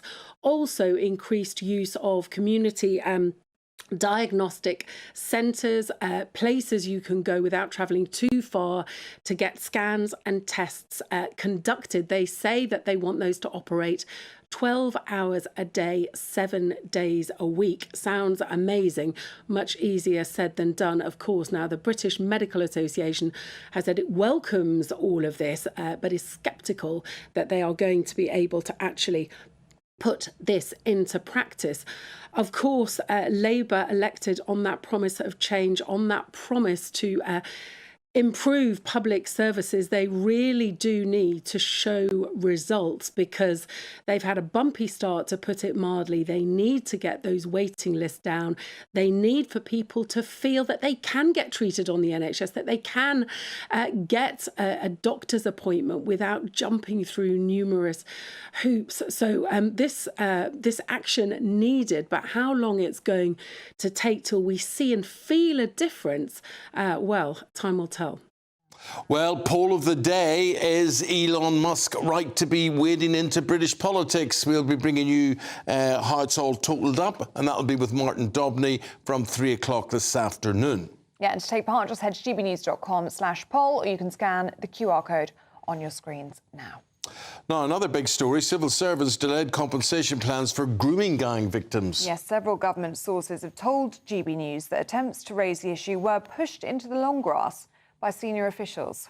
A government spokesperson from the civil service said timely advice is provided to ministers to help them make decisions in line with the civil service code. Well, Marlon, the father of a grooming gang survivor, spoke exclusively to GB News to share correspondence with Jess Phillips, where she rejects calls for a national inquiry. He's frustrated that Labour are turning down calls for this process. Well, joining us now is CEO and founder of Freedom for Abuse, Marilyn Hawes. Good to see you this morning, Marilyn. I mean, this is shocking, isn't it? It feels like every day there's another layer to all of this. And it seems as though civil servants have delayed attempts to even get compensation for these survivors. Well, I admire the press. I think the media are doing a great job keeping this in the public view, and it has to keep on happening because even like with Telford, the gangs in Telford, there was a report in August this year that said people knew for 40 years this was going on and over 1,000 children were abused. Can I just say these are not grooming gangs. These are exploitation rape and drug gangs with brutal consequences. They will think nothing about pouring petrol over you, burning you, encouraging the young teenagers to stab other young teenagers that are just joining the gangs. My fear with Keir Starmer is that he will come out and say something that just skims the surface, just enough that makes him think the media will go away, and he won't dig down deep enough. This problem is endemic across the whole of the UK. Andy Burnham knew about this in the mid-90s. I've known about it for over 20 years. Nobody does anything. And the awful situation with Jane Senior. Now, Jane Senior... But before we go into him, because, I mean, you're talking about a number of people there. Basically, what we're dealing with, and listening to the civil servant statement, and they talk about the civil service code of conduct. I mean, basically, we're talking about, and Starmer's a civil servant. That's what he is by profession. You know, that's what he does well. What I can't understand is, in the interests of children, and I have met, like you, so many of them over the years. Why is no one interested in getting it right or seeking vengeance or justice for children? Strap yourself in, as I'm going to say the awful words, racism. I have had so many emails from former police officers in the last few days, because I've done a lot on media, and these are very, very high up officers who said they were paranoid during that time, and I think they still are. Their job was let me ask you this, Marilyn. Relations stable. Marilyn, what is racist about getting bad people? What is racist about getting people who are sexually interfering with children? The whole idea back then, and it's still the same now, is, oh, we must not raise the race relations. We've got to pretend everything's calm, everything's lovely in our multicultural country. And it isn't. This is about realism. You cannot get away from the fact that predominantly, yes, white men are involved in this, but to call them Asian gangs as well is wrong. You do not see the Japanese, the Chinese, the Indonesians behaving in this way. I have a letter this morning from a lady who was literally working on Oldham Council, which I can send to you. And in fact, I have sent it to you, to one of your researchers. It was in my inbox, who tells the horrific things that went on at Oldham Council, the cover-ups, the threats. Jane Senior at Rotherham was another one, threatened and bullied. She was awarded an award by the Queen in 2016, and yet Starmer's office refused to meet her. Now, you know, I saw the thing from the minister's thing. They said, I'm going to implode if I hear this statement much more. Lessons have been learned. No, they haven't. No, they haven't, because nobody wants... I mean, this is an embarrassment to the UK. What we are going through is an embarrassment, but it is now embedded across every town, city, across the UK. I don't know how they're going to get rid of it. Because one of the real ways we get rid of it 40 years ago is people in the Pakistani community who will, you know, just distance themselves from this, condemn this, and stand up and say, this is not all people of Pakistani heritage involved in this. No, but some are. And predominantly, of course, you've got ridiculous to say. I mean, we've got an Indian restaurant down the road from me. They're Bangladeshi. They couldn't be more charming. They're horrified at what's going on. Of course, it's not every Pakistani, every Bangladeshi. Of course, it's not. But predominantly, we've all got horrible people in whatever culture you're in. But predominantly, it is Pakistani and Bangladeshi. You've only got to look at the mugshots. Do you know what? I had an email from a former police officer the other day, because you try and get the statistics from the ONS, the Office of National Statistics.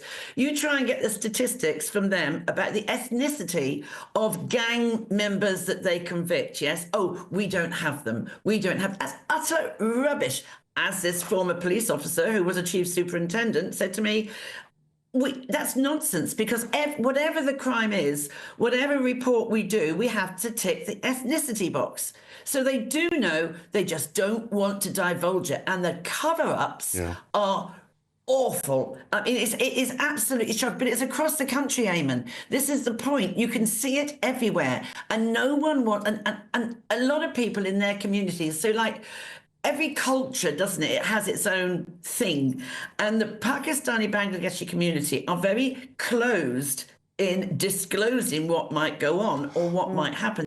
They don't want. It's almost shameful Marilyn, to say. we've got to leave it there. We're out of time, but I think the thing is the big disgrace in all of this. I mean, yes, the perpetrator's awful, but politicians who play games, who stand in the way of all of this and do not want to do the right thing, I think you should vote them out. Vote them out. I think we need to get rid of them. Absolutely get rid of them. I wouldn't vote. I wouldn't trust them with my dustbin, quite honestly. I mean, they're outrageous. They seem to go into politics and sell their soul and breathe a different sort of oxygen. How can you turn your back on this? It is, they should, you see, this is what gets me. If we had another inquiry, if we had a statutory inquiry, nothing ever happens. Alexis J raised this in the ICSA inquiry that cost millions.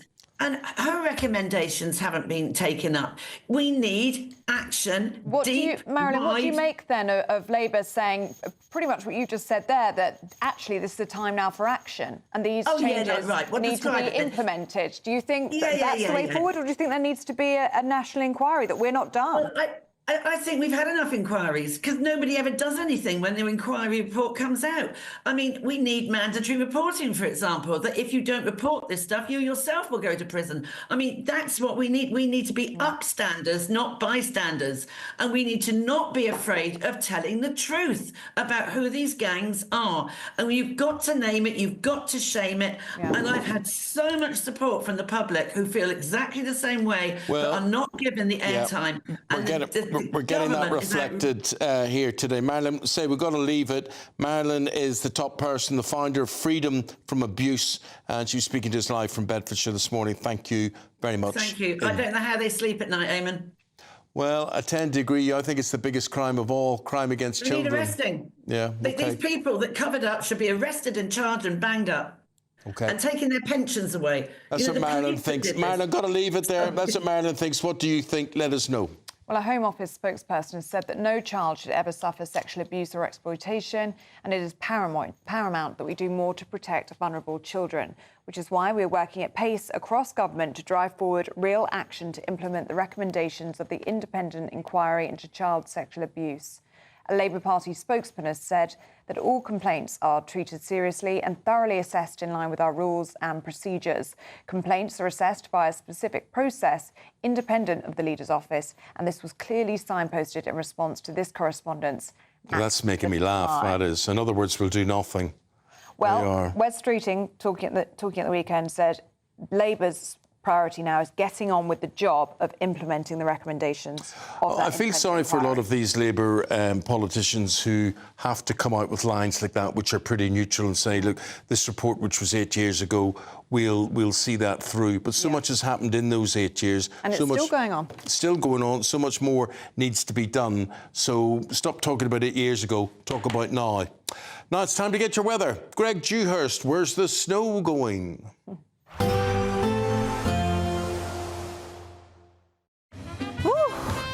A chilly start will give way to a lovely, warm afternoon. Boxed heat pumps, sponsors of weather on GB News. Hello there, good morning. Welcome to your latest GB News weather forecast. It's staying cold for many of us for the day ahead. Wintry showers, particularly in the north and the west, icy stretches, and it stays cold for much of the week ahead. An unsettled start to the day. Outbreaks of rain and snow across central northern parts of England, eastern parts with quite brisk northerly winds here. Bit brighter elsewhere, but largely cloudy, frequent showers, these falling as a mixture of hail, sleet and snow, even to some lower levels, and a keen northerly breeze as well. Temperatures really struggling across the north today, 3 or 4 degrees at best, perhaps 6 or 7 Celsius towards southern counties of England, but turning colder through the afternoon and evening here as that cold air sets back in across the country. So looking at the picture for this evening time, we can see wintry showers, particularly in the east across Scotland, icy stretches across most areas, an unsettled end to Monday across Northern Ireland as well. Frequent wintry showers here, something a little dry across Northern England, but wintry showers in the east. And again, a mixture of rain, sleet and snow showers for Wales, perhaps some wintry showers over the moors in the southwest as well, largely dry towards the east. And then as we head overnight, clearing skies, we'll see temperatures fall well below freezing. A widespread frost forming icy stretches, further wintry showers across northern and western areas, a few centimetres of snow still possible, and temperatures widely falling below freezing for many, even towns and cities in the south close to freezing. So that means an icy start to Tuesday morning, but there will be sunny spells around. Brisk winds still bringing in frequent showers across northeast Scotland. Elsewhere, the wind's starting to ease a little bit. Plenty of sunny spells, particularly across southern areas. Showers most frequent across central northern parts of the UK. Again, these a mixture of sleet and snow, and temperatures once more struggling, highs of 6 or 7 at best towards the south. See you soon. A nice bright morning will generate a lovely warm day, right through to the evening. Boxed Solar, sponsors of weather on GB News. And from GB News to very good news. Oh, yeah. An incredible 50,000 quid in cash from us because we could be giving it to you. Yeah, it's our biggest Great British giveaway so far. Here are all the details you need to make that £50,000 yours. Imagine how £50,000 in cash from us could make your new year go with a bang. From treats to holidays to fun times with the family, a totally tax-free £50,000 in cash could make you feel alive in 2025. And just one entry into the Great British Giveaway really could make £50,000 cash all yours. For another chance to win £50,000 cash, text cash to 63232. One entry costs £2 plus one standard network rate message, or text bonus to 63232. 5 entries cost £5 plus one standard network rate message. Go to gbnews.com/win. Entries start from just £2. You can call 0903 681 3232. Calls cost £2 plus your network access charge, or post your name and number to GB10 PO Box 8690 Derby DE1 9TT. UK only. Entrance must be 18 or over. Lines close at 6 p.m. on the 31st of January. Please check the closing time if listening or watching on demand. Good luck. Good luck to you if you're travelling today. We heard this morning that Manchester Airport had shut down. The runway closed there because of the snow and icy conditions. Good news is that has now reopened. Obviously, delays will be enforced there. Yeah, lots of travel disruption up and down the country. Let us know if it's affecting you. gbnews.com/yoursay. Do stay with us. Still to come, will you be sad to see Justin Welby go as Archbishop of Canterbury? This is last day today. We'll be talking about that next. In the GB Newsroom, we bring you the news as it happens. With our team of dedicated journalists across the UK, we're ready to keep you up to date with what's happening every half an hour, every single day. Bulletins here on GB News, the People's Channel, Britain's news channel. Lee Anderson's Real World, Fridays from 7 p.m. I'm joined with Ryan Mark Parsons, who's a TV personality, a columnist, and you were on The Apprentice a few years back, weren't you? That's where most people would recognise your face from. One of the youngest contenders ever on The Apprentice. How did that work out? Well, you know what? I never in a million years thought I'd get on the show. I was 18 when I applied. There were about 6 months of auditions. It was intense. You met Lord Sugar's advisors, his lawyers, his business advisors. It was the most intense thing I've ever done. And I just thought, never in a million years am I going to get on the show as a teenager. And I got the call from the exec. And he was like, you're one of the 16 candidates. And it was just like, really? So I took a gap year. I've just finished my A-levels. I was working in Harrods before. And I just came up with this business idea, took it onto the show. And I got fired in the end. I lasted 8 weeks, which wasn't too bad. But what was the business idea? Educate me. A concierge, similar to companies like Velocity Black, quintessentially, that work with some of the private banks. It was similar to that. I was inspired by my time in Harrods, working with some of these ultra high net worth clients. So I just wrote a 40-page business plan like we all have to do, but I didn't make it to the interview, so I didn't get to talk about it. But no, it was a great experience, a very tough experience, but unforgettable. So at a young age, how did that change your life at that age? Because you must have got recognised, starting to be recognised when you're going out and about town.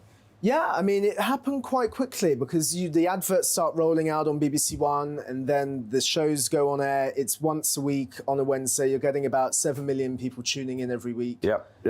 And yeah, it was surreal. It was surreal. And then suddenly you get invitations to things. You're going to premieres and it was a lot. It was a lot at a young age, and I obviously had no training for any of that. But I just embraced it, and I've had fun with it.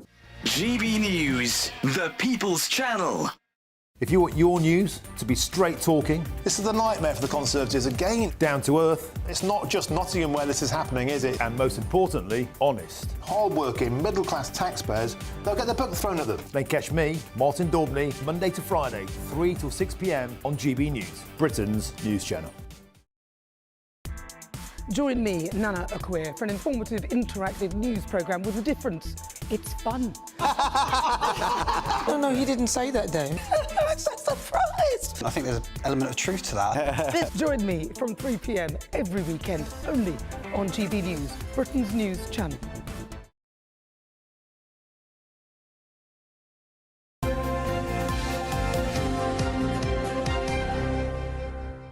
Welcome back to Breakfast. It's 7:23. Now, Justin Welby is spending his final day today as Archbishop of Canterbury as he prepares to step down over failings in the handling of Church of England abuse scandal. Now, almost 2 months after announcing his resignation, he will officially quit the role at midnight tonight. So, after being unable to bring a prolific serial abuser associated with the church to justice, we're asking this morning, was Justin Welby a good Archbishop of Canterbury? Well, here to give us their opinions, we're joined by Labour activist and writer Aisha Ali Khan and former chaplain Gavin Ashenden. Gavin, how do you think he did as leader of the Church of England? I think he may be the worst one ever, I'm sorry to say. I feel very sorry for him. Let's begin by saying that the woman he wanted to become Bishop of London was Paula Venables. Paula Venables has become one of the most disliked people in public office for her, for all the various failings she brought to the post office. The problem was Justin Welby, when he asked to become a clergyman, was turned down twice. He got in the third time, but I think, and I don't know why he was promoted so fast, but there are three areas in which an archbishop has to be competent. One is in looking after the church as an organisation. That's incredibly difficult. It's not like any other organisation. The other is in motivating the parishes, because they are the heart of the church. And the third is winning the heart and mind of the nation. He failed badly in each of them, I'm afraid. And I think I'm suggesting using Paula Venables as his preferred candidate to Bishop of London as an example of just how bad his judgment was. Aisha Ali Khan, what do you make of that? I can't disagree. I think there have been so many occasions where Justin Welby let himself down, let his parishioners down, and also let the position let his position down. But I do feel that looking back over the last 12 years, he has, obviously, he will go down in history. He was the Archbishop when the Queen died, obviously the coronation of King Charles and Queen Camilla.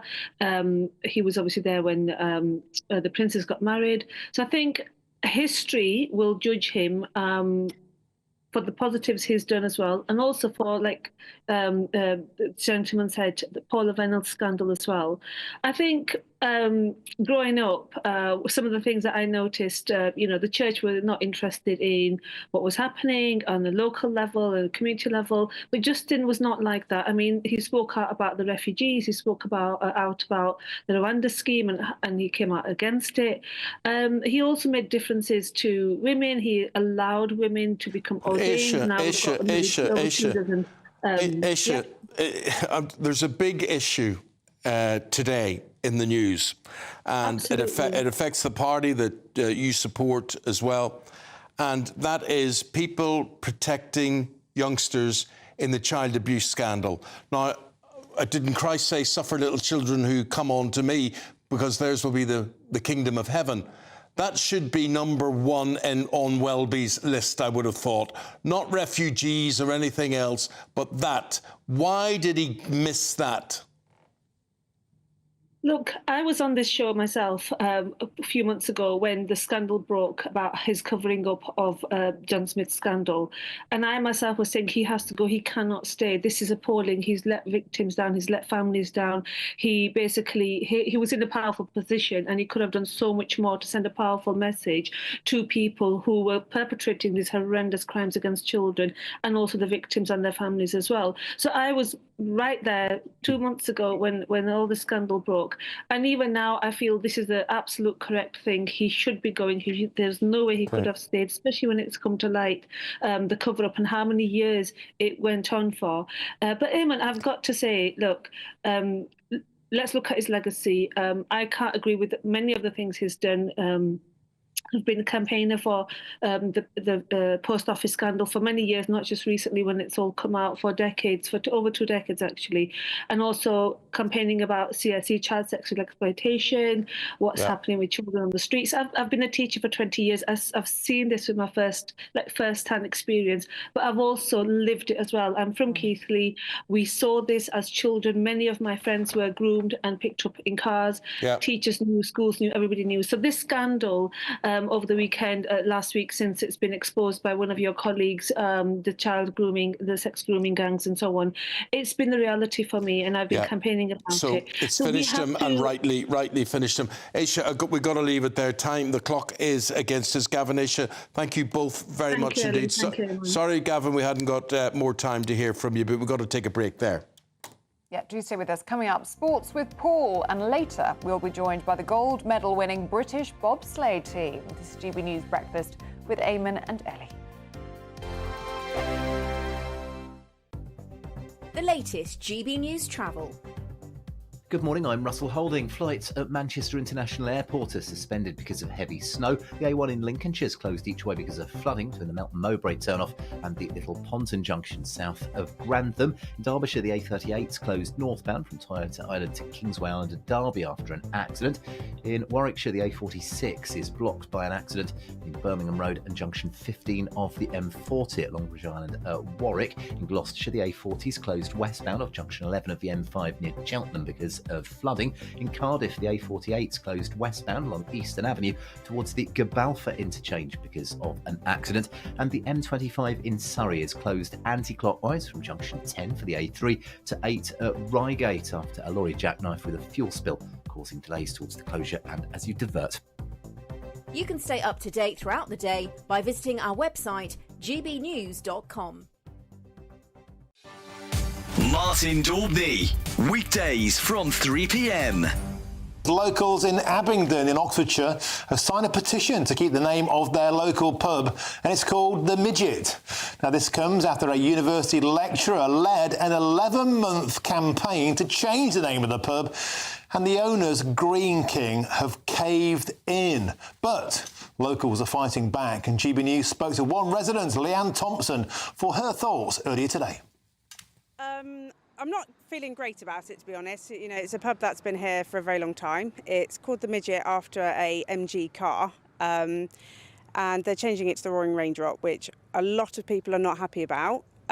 We know why they're changing it, but a lady apparently came in who was very upset at the offensive term for the name midget. But nobody here sees it as an offensive term. You don't see the midget and feel any kind of offence towards that. It's named after a car. If she was to actually come, she might actually know more about it, but apparently she's not even been into the pub. She's just heard about it and broadcasted on social media that she wanted the name changed because it's offensive, which as locals don't feel that way. It's the midget. It will always be the midget. And if you look, it's even still on Midget Close. So I don't know if they're going to change it to the Roaring Raindrop Close. Do you know, you should walk into the Midget now and go, do you serve shorts? And just keep going on the joke. It's named after a car, the MG Midget, that was manufactured in the town of Abingdon for a while. The car was released in 1961. The Boozer was built in 1974, giving huge pride to the area. It wasn't named after midgets, you know, the Snow White and the 7 vertically challenged individuals variety. It's named after a car. GB News, the People's Channel.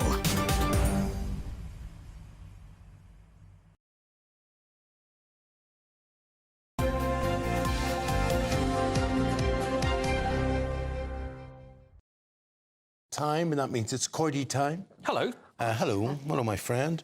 Well, there we are. United and Spurs sitting 12th and 13th. That's my team and your team. Yeah, I've given up on football. What about yourself? Well, after yesterday... Well, we're just about... Maybe we've avoided relegation from yesterday. It was a very good performance yesterday from Man United but the thing at is, Liverpool. But that's it. It was Liverpool 2, Manchester United 2.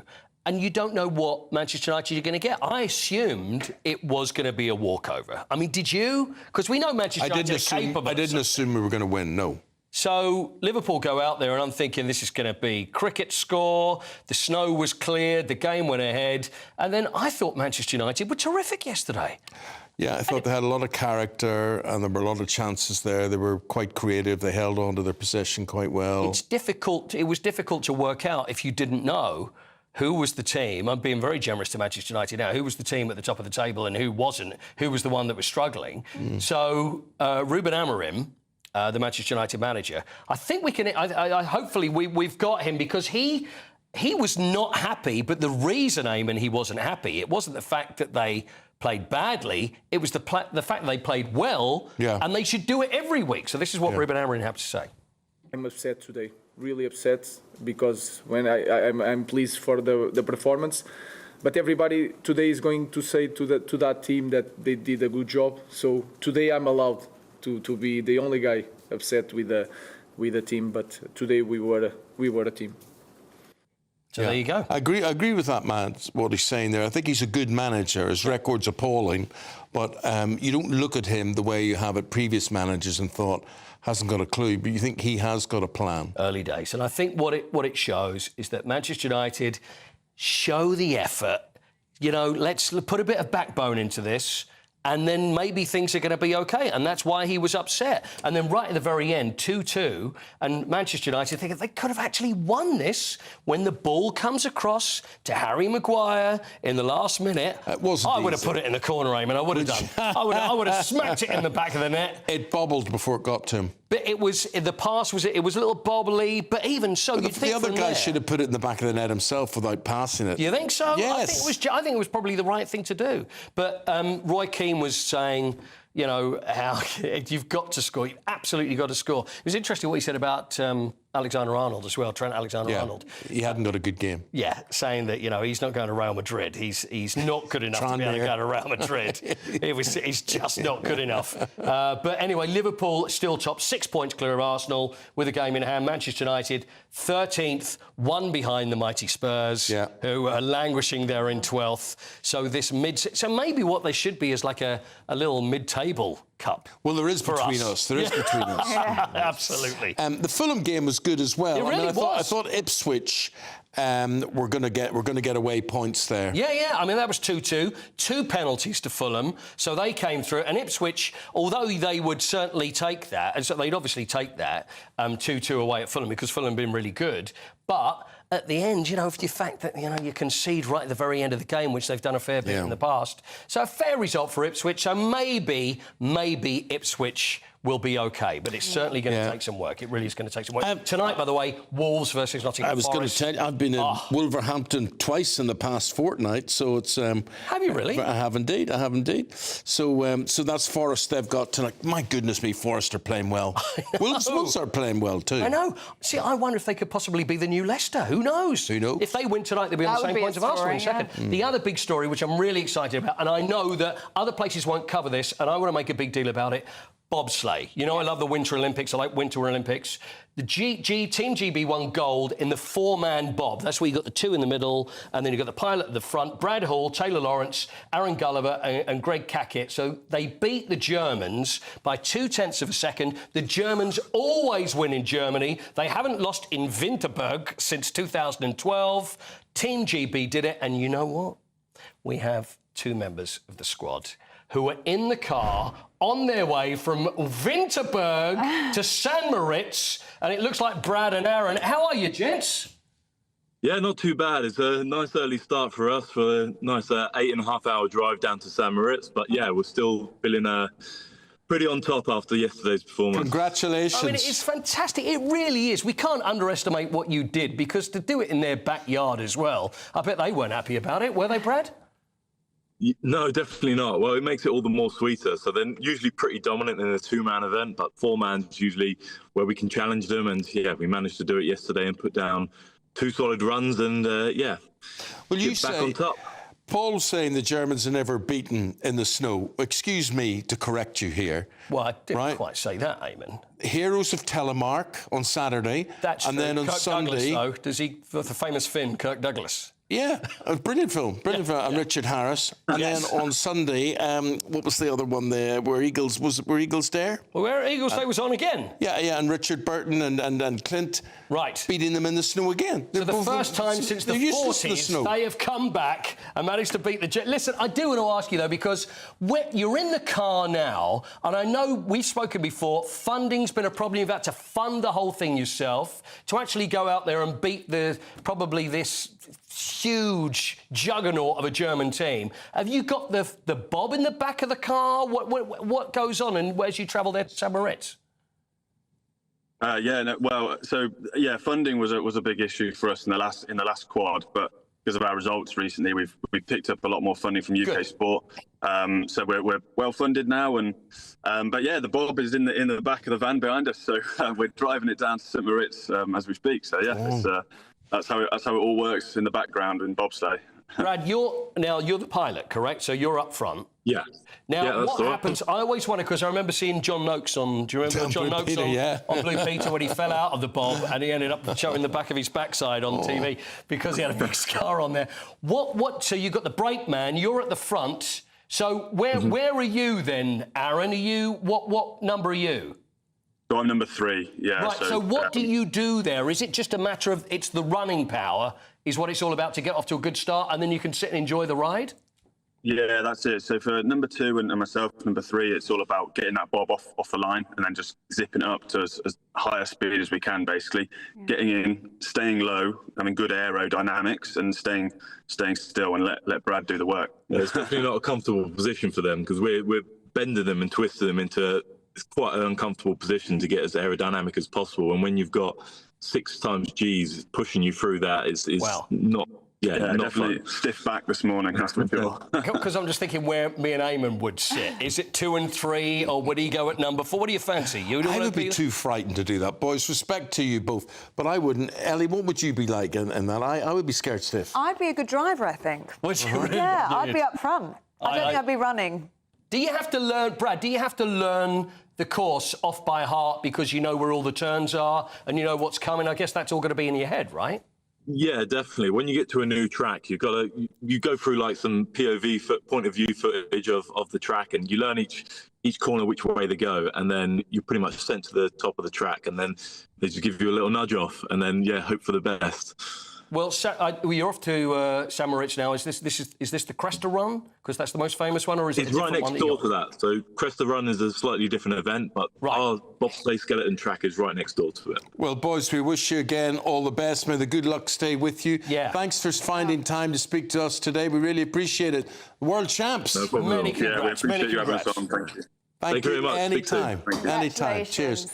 As a matter of fact, Paul will go down and practice with you. I would honestly, I would love that. Be able to sit there like that and go, "Is it over? Is it over?" And then go like this. I think that'd be great. Remember, we're talking about films. There was on Her Majesty's Secret Service, wasn't Now, it? that is the best James Bond film that there's ever made, I think, don't you? I think it was very good, although he was always criticised for being a bad Bond. But I thought he was wasn't very a bad Bond. But they had a bobsleigh encounter there. That was in Switzerland as well. Yeah, that was in a place called Muren. How do I know this? How do you know that? He played for Ipswich, didn't he? I wanted to go there. Arnold Muren. Not Arnold Muren, it's Muren, not Muren. That's a good one. In fact, Dinah Rigg dies at the end, though, still breaks my heart. Congrats to those boys. What's next? Thanks, Coity. We're going to be going through the papers with Dawn Neeson and Chris Akabusi. But first, it's so cold out there, isn't it? If you're in search of some winter sun, here's the forecast for some of the top European holiday destinations. Can't wait to get in that sea. Lovely and warm. Just like the feeling of having great travel insurance. All Clear Travel Insurance sponsors GB News Travel Destinations Forecast.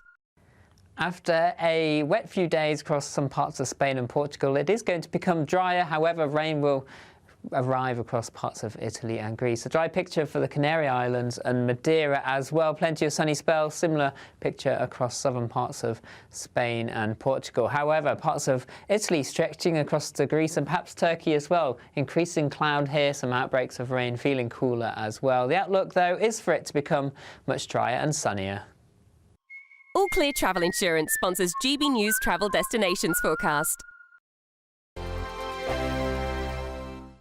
Good Afternoon Britain isn't just about us. The wonderful thing about this programme is it's about everyone watching. It's an interactive programme. Well, there absolutely is something to see here, and we're going to be talking about it more. Whether it's breaking royal news, Will, please bring us up to date, or indeed a particularly punchy speech in the House of Commons. Very, very curious. We bring it to you live, and then we bring you live reaction as well. That's Good Afternoon Britain, weekdays from midday. Only on GB News, the People's Channel, Britain's news channel.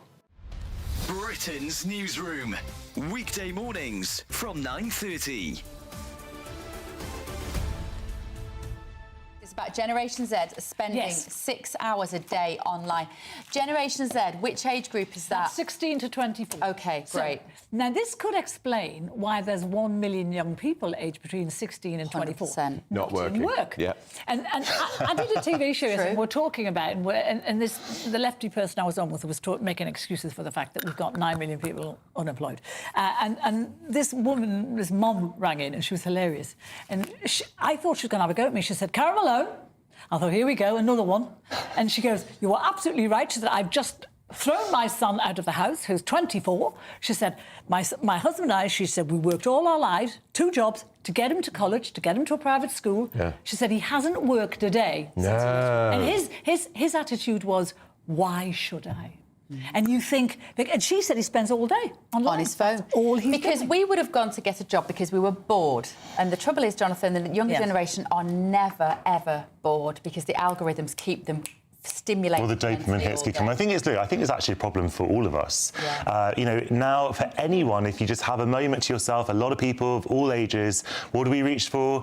We reach for our phones, particularly for those. Obviously, if we're with a friend, we'll talk to them. Your age group, you're not. Well, fine, but I know that I've spoken to a lot of people who are in their 50s and 60s who also will just, if they have a free minute on the tube or whatever, they'll just look at their phone and read. And it's actually terrifying because on the iPhone every Monday it tells you how much time you spent on your phone the previous week, and it's for you?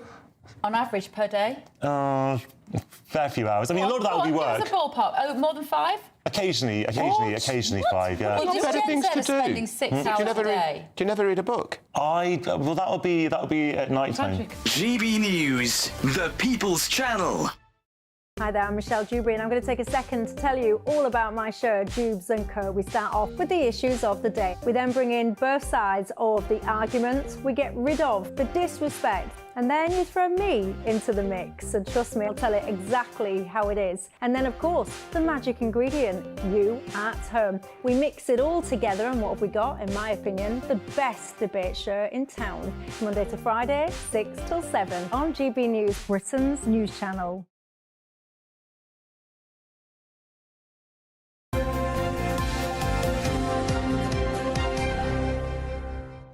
Welcome back. We're going Why was the vision all funny there? I don't know. That's when you see things you're not supposed to see. I'd step away from the gin if I were you, Eamonn Holmes. It's not good for you. We're going through the papers, as you can hear, with Dawn Newsom and the Olympian, Chris Akabusi. Morning, you two. Morning. Chris, let's have a look at... Well, actually, let's talk about the grooming gang scandal, first of all, because you've got a perspective that we haven't heard enough of. Yeah, exactly. So we talk about vulnerable people, working-class children, but actually, the vast majority of these young children that have been caught up in this scandal are from a looked-after background. They're children in care. The corporate parent, the state are the parent of these young people. They are definitely the most vulnerable, and I talk from experience. In fact, I had a meeting with a young girl well, she's a woman now. She's nearly 60, but we were young children in the children's home, and I was amazed at some of the experiences. I mean, grooming and sexual exploitation that she herself experienced back then, and from all sectors of society, politicians, entertainers, and people taking care of her. So this is something that's been going on for a very long time, and I don't see it in the papers here. We hear the working class white women that have been young girls have been abused, but they're children from the children's home, and the government and the state are supposed to be taking care of these young people, and they're being thrown to the wolves. And that's my challenge with this. And then on top of this, reading this particular one here, this issue here, mystery of agreement against deportation, I was appalled to see that this chap in Corey Abdul Ralph, in 2012, was convicted for 6 years, did 2.5 years, was supposed to be deported in 2014, and still hasn't left. And this is another thing that really... See, I don't understand that. Oh, we forgot to deport him. Yeah. Well, no, but what if... So, the law is only for law-abiding people. If you're law-abiding, you'll get told to go, you go. But if you are a criminal, you just don't go. And he's still here in 2024. 2025, sorry. What is he claiming, that it's not safe? Well, yeah, because apparently if he does go to his own country, he could be... In Pakistan, they have the death penalty still, so in Well, they should have the death penalty here for people who abuse children as well. Well, yes. Well, yeah. I mean, he shouldn't be out... What he shouldn't be is out in the community robbing cheek by jowl by the young children trying to reconstitute their lives and seeing their rapists... in front of their very eyes. In front of their very eyes. Yeah, I mean, you know, the horror stories you hear of sort of like the women now who were the victims of this abuse walking down the street of the local high street and bumping into their abusers, as rain walking down the high street, not giving a damn at what's happened in the past. And there was one horrific story where the rapist came out, the rapist came out, and he'd got his victim pregnant, and she'd had the little boy, and he tried to get custody of the child. Oh, my word. So the Home Secretary, to the Home Secretary today, make sure that you're looking after or looked after children, because you are de facto the parent of these children who've been abused. I mean, you weren't shocked about this because of the care home experience that you'd had and people you'd had, Chris. Do you think it still goes on in care homes? Well, obviously it does. Yeah, I would say, I mean, obviously it's not something that happens out in the light. It wouldn't surprise me if it is happening under... But I don't think it's as prevalent as it was. I mean, I think it was in your face. That people had parties. People would come to the home, come for a sexual party, and they were going to go upstairs into the girls' bedrooms. I had this discussion with this young lady, and I was naive. I was appalled to hear what went on to the bedroom next door. The boys' bedrooms, the boys' dormitory is here, the girls' dormitory is there. The mattresses were pulled into the bathrooms, and the young girls were abused. Now, I'm not quite sure you can have that level of bold-facedness in abusing young people, but I'm sure it still goes on. Your view's very welcome. Let us know what you think. Dawn, here's an advertising campaign which... well, it's quite bizarre, but tell us more. Yeah, this is our... I'm We've got still stores of this.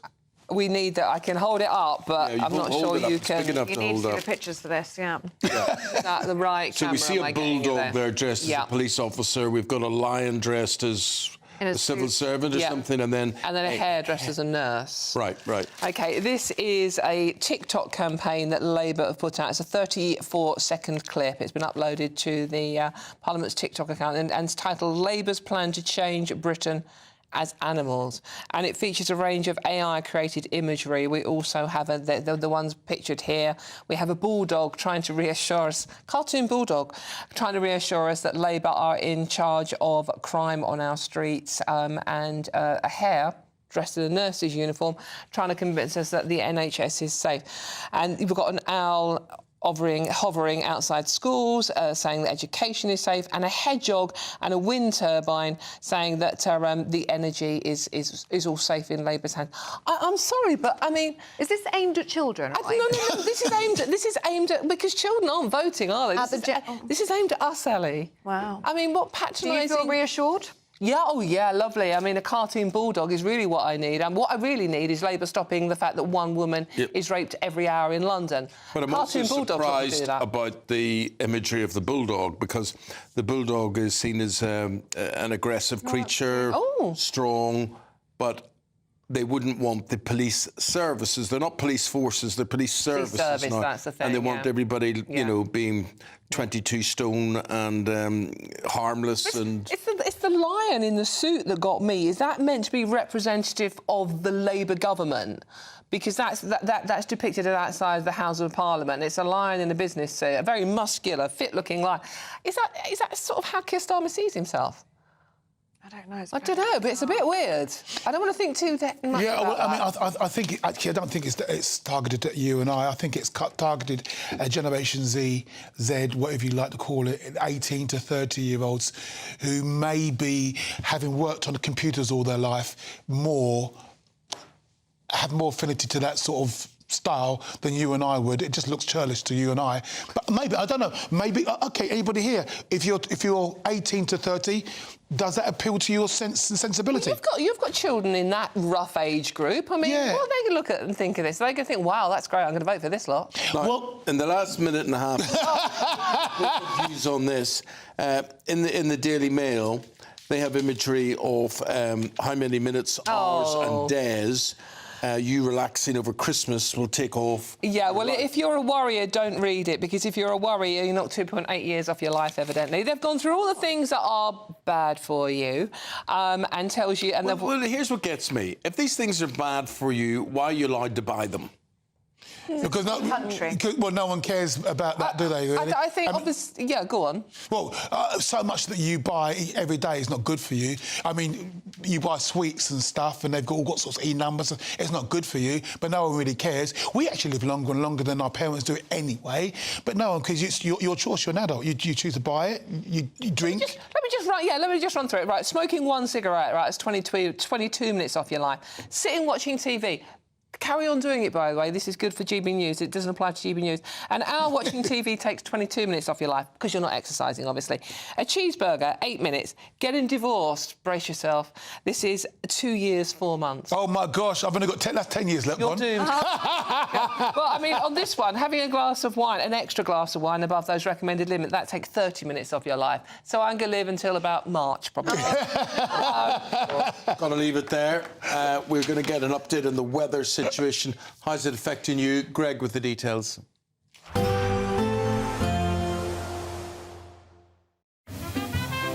Heavy showers first thing will be followed by a warm, cosy day.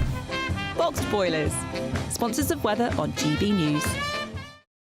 Hello there, good morning. Welcome to your latest GB News weather forecast. It's staying cold for many of us for the day ahead. Wintry showers, particularly in the north and the west, icy stretches, and it stays cold for much of the week ahead. An unsettled start to the day. Outbreaks of rain and snow across central northern parts of England, eastern parts with quite brisk northerly winds here.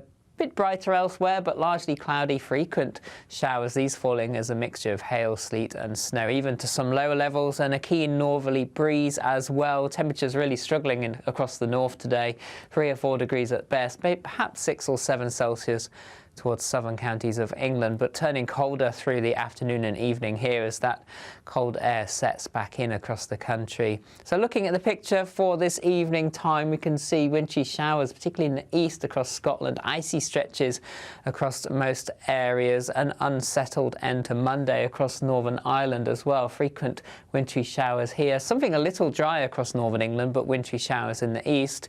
And again, a mixture of rain, sleet and snow showers for Wales, perhaps some wintry showers over the moors in the southwest as well, largely dry towards the east. And then as we head overnight, clearing skies, we'll see temperatures fall well below freezing. A widespread frost forming icy stretches, further wintry showers across northern and western areas, a few centimetres of snow still possible, and temperatures widely falling below freezing for many, even towns and cities in the south close to freezing. So that means an icy start to Tuesday morning, but there will be sunny spells around. Brisk winds still bringing in frequent showers across northeast Scotland. Elsewhere, the wind's starting to ease a little bit. Plenty of sunny spells, particularly across southern areas. Showers most frequent across central northern parts of the UK. Again, these a mixture of sleet and snow, and temperatures once more struggling, highs of 6 or 7 at best towards the south. See you soon. Expect a warm front, moving from the kitchen right through to the rest of the house. Boxed Boilers, sponsors of weather on GB News. latest GB News travel. Good morning, I'm Russell Holding. There's disruption to flights at Leeds, Bradford and Manchester international airports because of snow. On the M56 in Cheshire, 2 lanes are closed eastbound after an accident at junction 11 at Preston Brook, with queues from junction 14 at Helsby. The A1 in Lincolnshire is closed each way because of flooding in the Melton Mowbray turn-off and Little Ponton junctions near Grantham. Derbyshire, the A38 is closed northbound from Toyota Island to Kingsway Island in Derby after an accident. In Warwickshire, the A46 is blocked each way by an accident off junction 15 of the M4 near Warwick. In Gloucestershire, the A40 is closed westbound towards the Ambridge Colt roundabout between Cheltenham and Gloucester, and the M5 in Gloucestershire is closed southbound from junction 11 to junction 12 between Gloucester and Quedgeley. And the M25 in Surrey is closed anti-clockwise from junction 10 for the A3 to 8 at Reigate after a lorry jackknife causing delays. And that's the latest. You can stay up to date throughout the day by visiting our website gbnews.com. £50,000 in tax-free cash is like having over £4,000 each month to play with for a whole year. And it could be yours in the biggest Great British giveaway so far. That could be a holiday each month, your mortgage covered, or just the ability to send some of those day-to-day financial stresses packing. For another chance to win, text cash to 63232. One entry costs £2 plus one standard network rate message. Or text bonus to 63232. 5 entries cost £5 plus one standard network rate message. Go to gbnews.com/win. Entries start from just £2. You can call 0903 681 3232. Calls cost £2 plus your network access charge. Or post your name and number to GB10 PO Box 8690 Derby DE1 9TT. UK only. Entrance must be 18 or over. Lines close at 6 p.m. on the 31st of January. Please check the closing time if listening or watching on demand. Good luck. We're proud to be GB News, the People's Channel. And as you know, we always love to hear your views. Now, there's a new way of getting in touch with us at gbnews.com/your say. By commenting, you can be part of a live conversation and join our GB News community. You can even talk to me, Bev Turner, or any of the members of the GB News family. Every Saturday, 10 till 12, we'll bring you all of the news that you need to know. We'll also remind you that there is so much to smile about. It's my favourite time of the week. I get to relax, enjoy some light-hearted stories, and let Ellie teach me about fashion too. That's Saturday Morning Live, every Saturday, 10 till 12. Only on GB News, Britain's news channel. If you want your news to be straight talking, this is a nightmare for the Conservatives again. Down to earth. It's not just Nottingham where this is happening, is it? And most importantly, honest. Hard-working, middle-class taxpayers, they'll get their book thrown at them. Then catch me, Martin Daubney, Monday to Friday, 3 till 6 p.m. on GB News, Britain's news channel.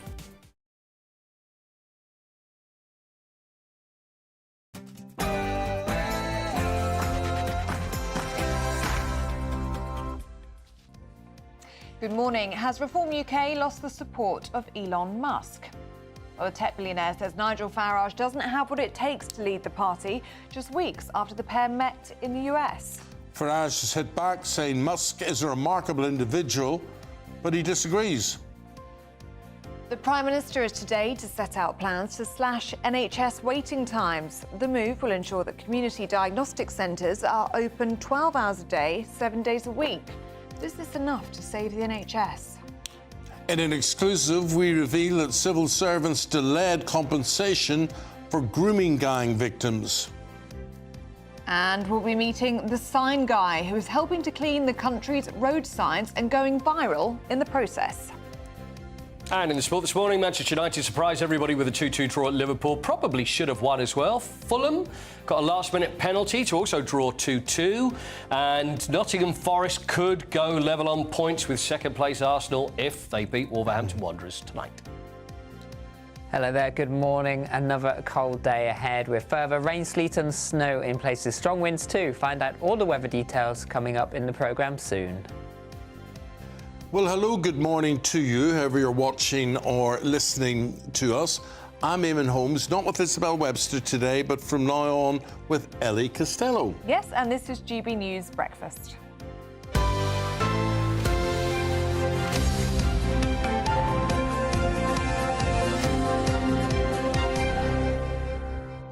So there we are. And how are we all being affected by the snow that comes and goes?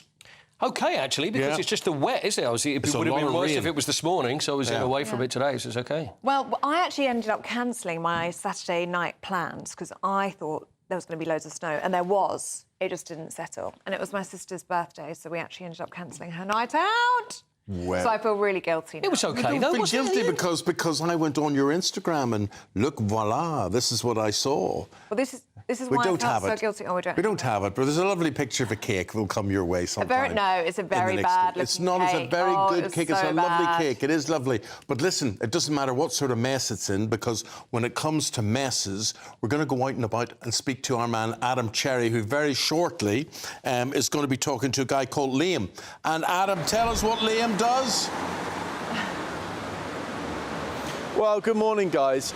I think it's best just to show you what Liam does. Liam's going to join me in just a second. But you see that awful-looking manky sign right there? Liam Wilding, who joins us now live on GB News. Liam, come on in. Liam, good to meet you. Lovely this to is meet Liam you, Wilding, the sign guy. He's going to take his brush and his water and... What's your equipment here? What is it? It's called a water-fed pole system, so it's kind of like what a window cleaner would use. Yeah. I use that to clean these signs. It's perfectly suited to the job, really. It's not designed for it, but I don't think there's any tool that is, really, but it does the job. It does what it says on the tin. It does, yes. Now, guys, you tell me, have we got enough time to have a go at this sign right now and give it a quick go over? No, not right now. No, we're saving it. Shortly. We're saving it, yes. We're just whetting people's appetite. Thank you, Adam and Liam. Thank you very much indeed. Adam. Oh, he's teasing See you us. shortly. Yeah, Bye-bye. OK. Well, I'll tell you what, that's a cliffhanger, isn't it? It is. a cliffhanger. I'll stay tuned for that. But it's amazing. I found Liam on Instagram, and he basically, you just wonder, you see road signs and you think, why are they unattended? Why are they not washed? Why are they not cleaned? Yeah. And he just cleans them. They're like new. Stunning. And he does it in a minute or 2 minutes or so. Is he going everywhere doing this? No, not every council has the facility. But does he go round just... Well, we'll find out. Honestly. Might be a new career for us. I think so. I'm getting a lot out of just sitting looking at green signs, white signs, red signs, all being clean. You just find it really satisfying to watch. Do. And you know, it's also very satisfying watching horses get their hooves changed. That's another one. I draw the line there. That's disgusting. No, but it is, and then they No. take the shoe off, and then they clean out all the bits under the hoof. And would you like to have a go at that? Because you sit there and then... I'd be quite frightened about that. Yeah, but they then... Because they use... What do they use? Yeah, I know, but make sure you've got a friendly horse. It's like a hook thing, isn't it? Yes, scraper hook thing. Yeah. That's what the blacksmiths use. That's exactly the technical term. See, if you could imagine your big toe and someone coming with a big sort of hook and clean out all the guns. But do they don't have little toes, though, do they? In their Well, that's what's a horse's toe, isn't it? I know this is sound. There's people eating their breakfast. Yeah, but you get the horseshoe, so are there little toes in there, or do they just go around the hoof? Well, they don't seem to be able to feel what they cut off and scrape out or whatever it is. because they'd whinny, wouldn't they? That's a whole other story. But we have got the man that cleans the road signs, and he's coming up very, very shortly. Please don't miss it. He's coming up in the next 5 minutes, You don't OK? want to miss that, Luke. Meanwhile, we're going to talk about Elon Musk. Now, what's he been up to? Well, he said that Nigel Farage doesn't have what it takes to lead Reform UK, and this just weeks after they met in America and had a very cosy picture together. Well, key Reform figures have voiced their support, though, for their leader. The chairman says that he is the most impactful British politician of our lifetime. Meanwhile, the Prime Minister is to lay out his plans to cut NHS waiting times later on this morning. He's going to pledge millions of additional appointments through new surgical hubs and access to community diagnostic centres.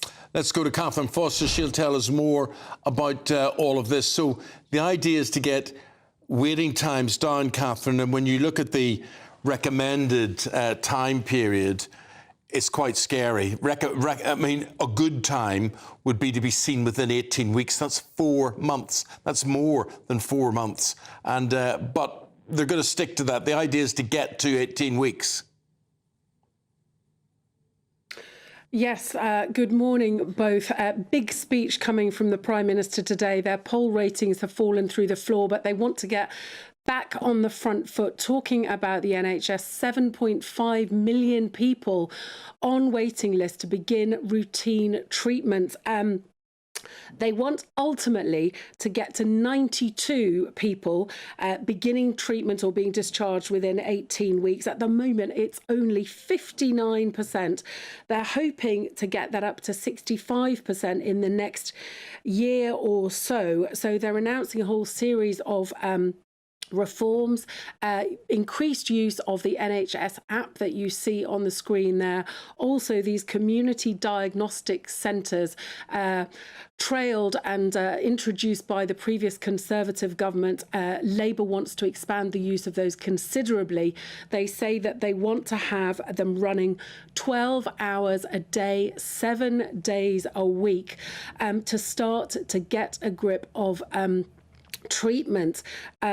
Of course, this is all much easier said than done. And for all that Labour wants to be talking about this, I'm afraid what Elon Musk is saying or doing continues to dominate the headlines. And Eamonn, you just said a minute or two ago about what Elon Musk is up to. Well, I can tell you what he's been up to in the last hour or so. It's 8 o'clock in the morning here, about 3 a.m.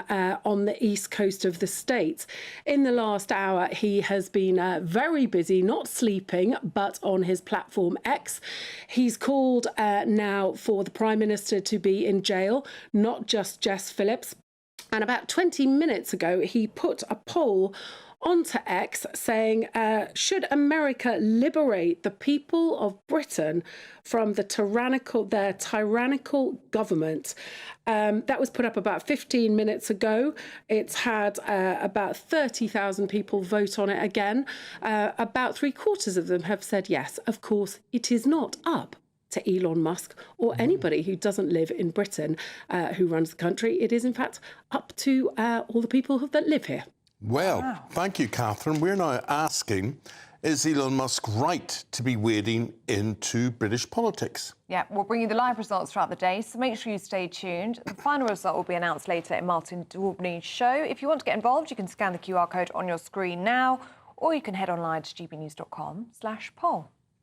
Civil servants delayed compensation for grooming gang victims. Now, several government sources have told us that attempts to raise the issue were pushed into the long grass by senior officials. Well, a government spokesperson from the civil service has said that timely advice is provided to ministers to help them make decisions in line with the Civil Service Code. Well, Marlon, the father of grooming gang survivor, spoke exclusively to GB News to share correspondence with Jess Phillips, where she rejects calls for a national inquiry. He's frustrated, understandably, that Labour are turning down calls for this process. Let's now speak to former Detective Chief Superintendent at the Met. That's Kevin Hurley, who joins us now. Kevin, I don't know what to say about this, really. It all should have been sorted. You think it is sorted? There just seems to be a lack of conviction on this. Well, first of all, good morning to you, neighbour from Weybridge, because I'm actually speaking from there Good morning. at this moment. Good morning. Good morning. I mean, it's a really desperate problem. I'm not sure that a public inquiry is needed, but I think what is desperately required is a close examination of how social services, police and education react when they're dealing with challenges, and I put that politely, that appear to be presented from people who are from diverse groups. I look at this and I think this has happened because of a lack of personal curiosity with junior level police officers responding to incidents, a lack of will by sergeants, inspectors, chief inspectors to get stuck into what we see in front of their face, really because they're concerned about being criticised or it affecting their standing really within the senior leadership of the police for promotion. Similarly, this applies to social services in that they are not prepared to do the obvious. And I'll come back to when I was Police and Crime Commissioner in Surrey, and I chaired the Community Safety Board for the whole county, where all the senior people involved in public safety were there. And I remember saying to them back 8 years ago, can you reassure me as the representative of the public, that we are not getting Pakistani heritage from the Mirpur regions of Pakistan grooming our women, our young girls, into this sort of behaviour in Woking, Guildford, Staines and so on. And there was first of all a look of shock horror that with these public officials, senior police, senior probation, I would actually say that this is an issue created by Pakistani people, but indeed Conservative councillors who were present said, you can't say that. And I said, well, 26 different cities up and down the country are saying that, now much greater. The problem with it is you cannot deal with any crime type, and this is a crime type, unless you focus on the intelligence that you have. And the intelligence that we have is that people, not of Asian heritage, but of Pakistani heritage, essentially from the Mirpur Kashmir regions of Pakistan, are deeply involved in these acts up and down the UK. You therefore need to direct your resources to pay particular attention to those particular groups, especially taxi drivers, and social services need to be directed to do so. And because of this fear of being accused of being racist or anti-Islam, people will not face up to what is in front of their face, and it's there every day. And as a result, substantial numbers of the young girls are being exposed to this threat. And let me tell you, I know as a fact that within Sikh and Hindu temples, that the women and girls have sessions there advising them on what to look out for people from that specific group. Now, this trend is not only amongst that group. There are other sections of society who believe that they are able to predate upon them and also engage in this, because I've come across cases of travellers doing this as well. But the bottom line on it is we have to accept you cannot protect the public, wherever they're from, if we will not get our agents of the state, which is the police, probation, social services, to focus on the bonfire. Because the bottom line is there is no smoke without fire. And if there is smoke everywhere, you need to look at it. I think we're beyond 30 cities now where this problem has gone on amongst young men of the Pakistani heritage community. And this is not an anti-Pakistani commentary I'm making, it's just the fact of the matter. And if people are not going to be professionally curious, they will not address this and protect these vulnerable kids. Kevin, do you think there needs to be a national inquiry then? Because the way that you're speaking there, it suggests that there's more to expose, that this is still happening, that this is happening in more cities and towns in this country than we are even perhaps aware of. I mean, Labour have said so far they don't want another national inquiry. There's already been one. They want to focus now on action and implementing the changes to protect young girls. Do you think it's time for action, or do you think we actually need to go back and do a proper investigation? We need to look at why uniformed constables get called to incidents in flats all over the country where there are young girls below the age of consent who are clearly drunk, surrounded by a lot of Asian men, why they will effectively walk away or ignore it. We then need to ask, why has the culture pertained where sergeants, inspectors, chief inspectors and superintendents are not professionally curious? And I'll give you an example of that. When I was commanding an area in London at one stage, I came in the morning prayers, if you like, and I heard there'd been a disturbance involving a sex worker. We've lost Kevin there, but we understand what he was trying to get across there, and he raises a lot of questions controversially.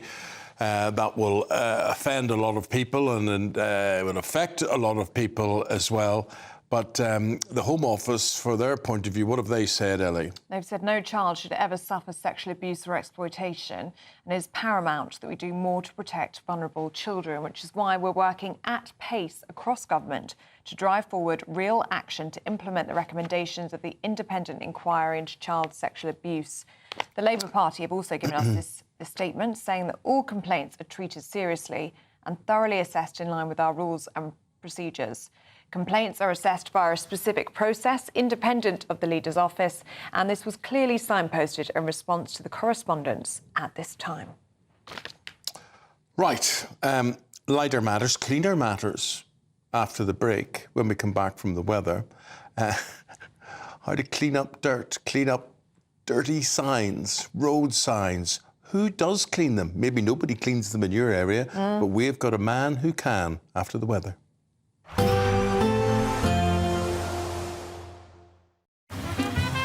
Despite the morning rain, it'll be a nice, warm, cosy day ahead. Boxed heat pumps, sponsors of weather on GB News. Hello there, good morning. Welcome to your latest GB News weather forecast. It's staying cold for many of us for the day ahead. Wintry showers, particularly in the north and the west, icy stretches, and it stays cold for much of the week ahead. An unsettled start to the day, outbreaks of rain and snow across central northern parts of England, eastern parts with quite brisk northerly winds here. Bit brighter elsewhere, but largely cloudy, frequent showers, these falling as a mixture of hail, sleet and snow, even to some lower levels, and a keen northerly breeze as well. Temperatures really struggling across the north today, 3 or 4 degrees at best, perhaps 6 or 7 Celsius towards southern counties of England, but turning colder through the afternoon and evening here as that cold air sets back in across the country. So looking at the picture for this evening time, we can see wintry showers, particularly in the east across Scotland, icy stretches across most areas, an unsettled end to Monday across Northern Ireland as well. Frequent wintry showers here, something a little dry across northern England, but wintry showers in the east. And again, a mixture of rain, sleet and snow showers for Wales, perhaps some wintry showers over the moors in the southwest as well, largely dry towards the east. And then as we head overnight, clearing skies, we'll see temperatures fall well below freezing. A widespread frost forming icy stretches, further wintry showers across northern and western areas, a few centimetres of snow still possible, and temperatures widely falling below freezing for many, even towns and cities in the south close to freezing. So that means an icy start to Tuesday morning, but there will be sunny spells around. Brisk winds still bringing in frequent showers across northeast Scotland. Elsewhere, the wind's starting to ease a little bit. Plenty of sunny spells, particularly across southern areas. Showers most frequent across central northern parts of the UK. Again, these a mixture of sleet and snow, and temperatures once more struggling, highs of 6 or 7 at best towards the south. See you soon. There will be a light breeze in the morning, leading to a warm front. Boxed heat pumps, sponsors of weather on GB News. Sunday with Michael Portillo from 11, only on GB News. Australian chef David Thompson is opening a new restaurant, Long Chim. The name, which translates roughly as come and try, already has locations in Sydney, Perth and Dubai, and previously operated in Melbourne and Singapore. It marks a return to London for Thompson, whose Belgravia haunt Naarm closed in 2012, but that earned him accolades, including in 2002, the first Michelin star awarded to a Thai restaurant.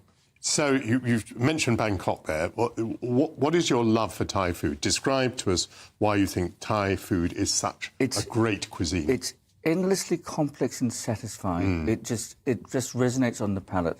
For me, as a cook, it offers a challenge, and the way that you cook it is you chase taste. You don't follow a recipe, you follow your sense of taste. And so with all these dishes that you'll taste today, but also in the restaurant that we're opening, it's all about a sequence of taste and seasoning that has some balance.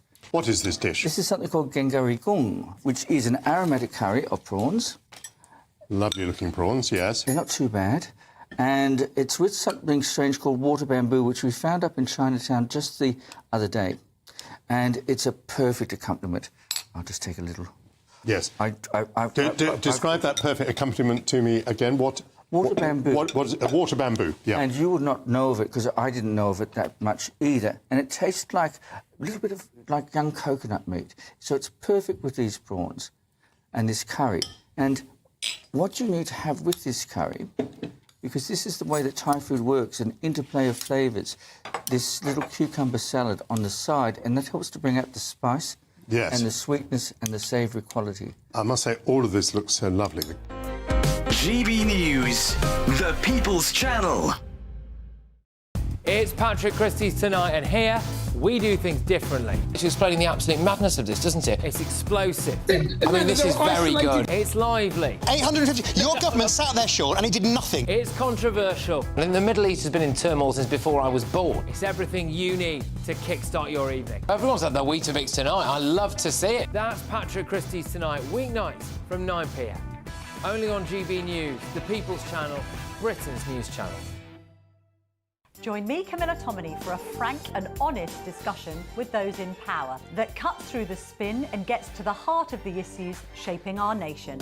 You haven't confirmed that you want to stand as leader, but you haven't ruled it out either. This report basically says that he's not fit to stand trial. Is he indecisive? Incompetent? I deliver the dose of reality Westminster needs. That's the Camilla Tominey Show at 9:30 every Sunday on GB News, the People's Channel, Britain's news channel.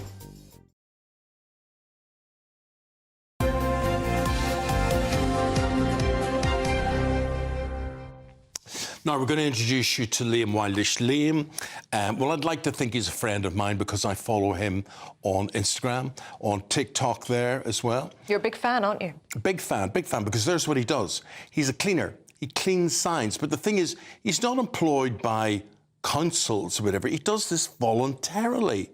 And you sort of think to yourself, well, who cleans these signs? Why have these signs been allowed to get into this terrible state of disrepair and filthiness?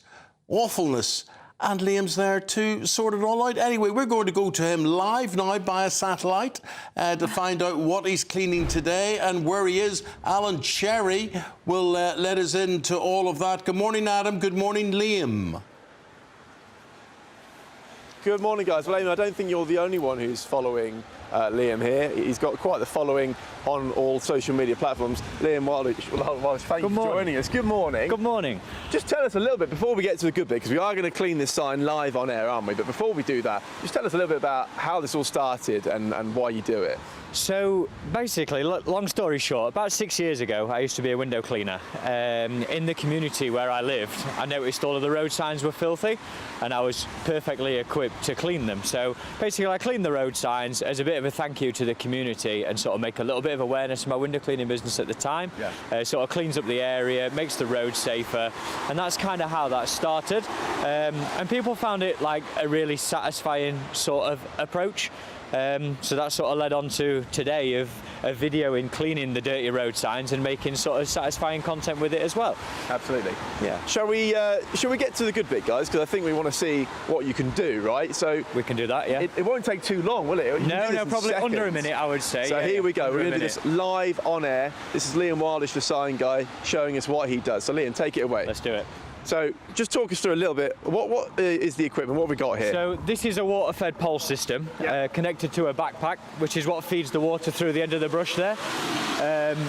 It's perfectly equipped to basically remove this green, dirty. It's like a mildew build-up that you get on the signs. Yeah. As you can see, this is like extremely effective at removing so. And this is the bit that people find really satisfying because it's something really dirty, and it's the transformation of that, going from absolutely filthy to clean. And how many of these do you do in a week? Say? In a week, it sort of varies. It depends how busy I am, obviously, around my working schedule as well. So you balance this with your other business, right? Yes, so full-time as a spray painter with my best friend. Yeah. We spray paint kitchens. So I kind of have to do this around there. I'm sort of a mixture between sign guy and kitchen sprayer. So yeah, and some of your videos, look at that. We've only been doing this, what, 30 seconds? Yeah, around 30 seconds. So you just jump out, you spot one of these signs, you jump out your van, get your camera out, job done. Absolutely, yeah. And also I get a lot of suggestions from my followers online. I mean, I've got spot them for you. Yeah, literally, yeah. So I've got, as you can imagine, just under 600,000 people following the accounts now online. And they message in with suggestions. So what I tend to do is make a list of these areas and then head to different communities all over the UK that need my help. So GB News viewers, if they spot a particularly grisly sign in their area, they can get in touch. They can do, yeah. And Liam Wildish, the sign guy, can sort you out. If you find Liam the sign guy online, drop me a message, let me know, and I'll add you to my list of places. Liam, I think that is a 10 out of 10 job there, I'd say. Look at that. How's about that, guys? There you go, some satisfaction for your breakfast. There we are. Well, guys, back to you. I hope that was as clear as it was for us, but I think the drivers will have an easier time reading the sign now that Liam's had a go at it. Yeah, and it'll look better next time we come back to Liam when we don't have that spotlight on one part of the sign. It'll look much better. But there's something therapeutic about all this, Adam. There's something therapeutic about watching it, you know? It is quite relaxing the first thing in the morning. I'm sure you can hear Eamonn saying it's I can hear Eamonn, yeah. It is therapeutic, yes. It's a good thing to kick off your week, Eamonn. There we go. Well, Liam, it's good that you can hear me because we can talk to you. Would you agree that people follow you like almost for medicinal reasons? I would say so, yes. I think while everybody's wrapped up in their busy work schedules, it's nice to have a flick online and you get like a little satisfaction fix. You know, catch people doom scrolling and it's so satisfying. Yeah, to people watch, definitely Liam. enjoy it. Does it hurt your arms when you're reaching up that high and it takes you a good minute and a half, or are you got really strong arms? I'm conditioned now, I would say. Yeah, we're about 1,000 signs in now, so we've had some practice. Yeah. Underneath here, they're built up. Yeah. Liam, is it a statutory obligation from local authorities to clean these, or are you just doing everybody a favour? I'm not too sure, to be honest. It's I've not really looked into sort of that side of things. It's just something that I quite enjoy doing. It keeps me proactive. That's the best way to look at it. I have a very busy working life. A lot of people would go to the gym and stuff like that for sort of their own mental therapy, and this is kind of like my gym.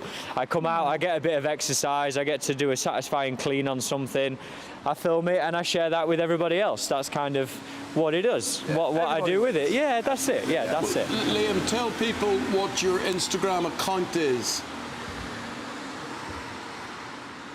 Sorry, what was that again? Sorry. The name of your Instagram account. Oh, at Liam the Sign Guy.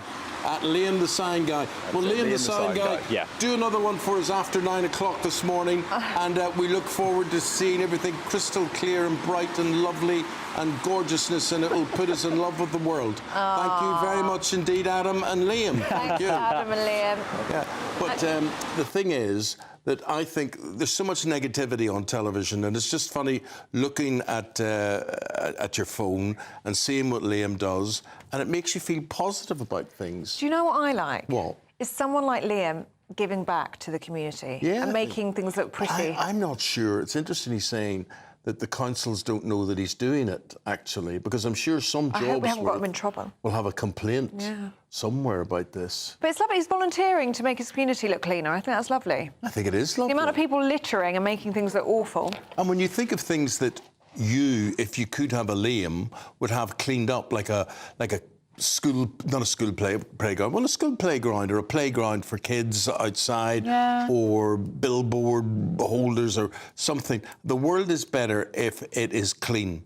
And I actually, if I was running councils, I would be spending money on cleanliness, getting rid of graffiti, cleaning up roundabouts, all sorts of things like that, which just makes people feel better. Yeah, it makes you feel better, got better mental health, and then we treat people nicer as well, I think. We're happier. Well, OK, we're back with Liam after 9 o'clock, about 9:15 this morning. But if you're going to make all those changes, Eamonn, you'd need money. How about £50,000 in cash? You could hardly do any better. In fact, you won't. It's the Great British Giveaway.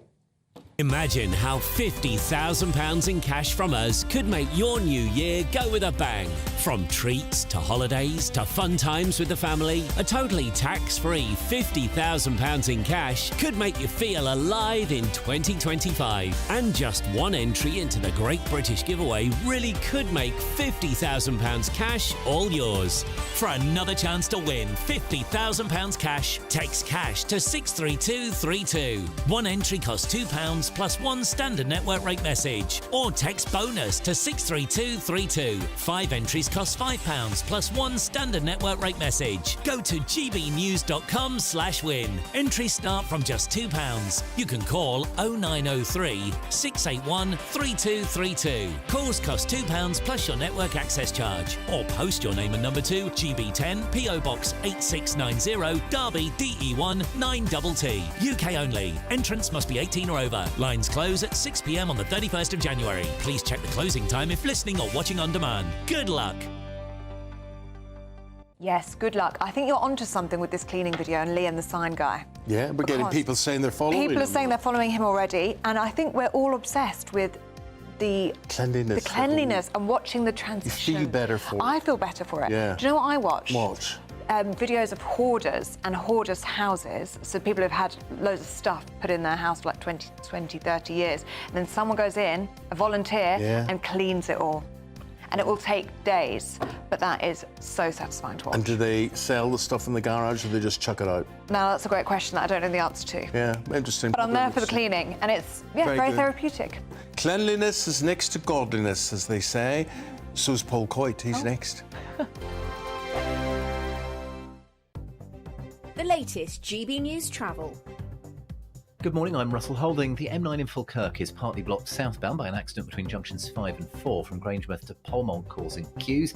The A1 in Lincolnshire is closed each way between the Melton Mowbray turnoff and the Little Ponton junction south of Grantham because of flooding. On the M6 in the West Midlands, 2 out of 3 lanes are closed southbound at junction 8 for the M5 after an accident with queues from junction 10A for the M54. The M5 in Gloucestershire is closed southbound between junctions 11A and 12 from Gloucester to Quedgeley because of flooding. The queues from junction 10 at Cheltenham. And the M25 in Surrey is closed anti-clockwise from junction 10 for the A3 to 8 at Reigate because of a jackknifed lorry causing delays, and blocked clockwise where they're dealing with a breakdown between junction 7 and 8 from the M23 to Reigate with queues from junction 6 at Godstone. And that's the latest. You can stay up to date throughout the day by visiting our website gbnews.com. I'm Jacob Rees-Mogg and this is GB News, Britain's news channel. Lee Anderson's Real World, Fridays from 7 p.m. So, how did you get into radio initially? It's the old thing, you do discos. Yeah. Back in the days when you used to put needles on. What sort of year we're talking about? Oh, it was black and white. Okay. That's the closest you're going to get. Beatles, Rolling Stones? Yeah. Sort of later than... Yeah, sort of a bit later than that, doing discos. But then you sort of do a tape. I did a tape for BBC Radio Manchester, the local BBC station. And just one off, got a copy of that, edit. Naively thought, everybody's going to send a tape to Piccadilly, which was the Manchester station, which was 73. And instead of that, a couple of years later, I sent a tape to Radio City in Liverpool, not thinking that everybody in Liverpool's going to be sending a tape there. And just a guy just went, I'm too good for this, doing the overnights, walked out, and my tape was on the top of the pile. And I got a phone call on a Thursday night, Thursday, the 12th of February, 76. Can you do 2 till 6 in the morning on Radio City in Liverpool? I thought it was one of my pals. And what was you talking about on that radio show? It was an overnight programme, so it's music. Yeah. In those days, you didn't have much needle time, but clever devil here noticed that the BBC stuff was not needle time. Yeah. So I used to put like the Goons on and the Hancocks. So you've got half an hour and me and the security guy, Bert, on the door. We're the only two in the building. Yeah. I used to get in my car, put the Goons on, get in my car, dash down to the pier head, get a bacon butty, listening to it all the time, hoping that the record's not stuck, and then dashing back. GB News, the People's Channel.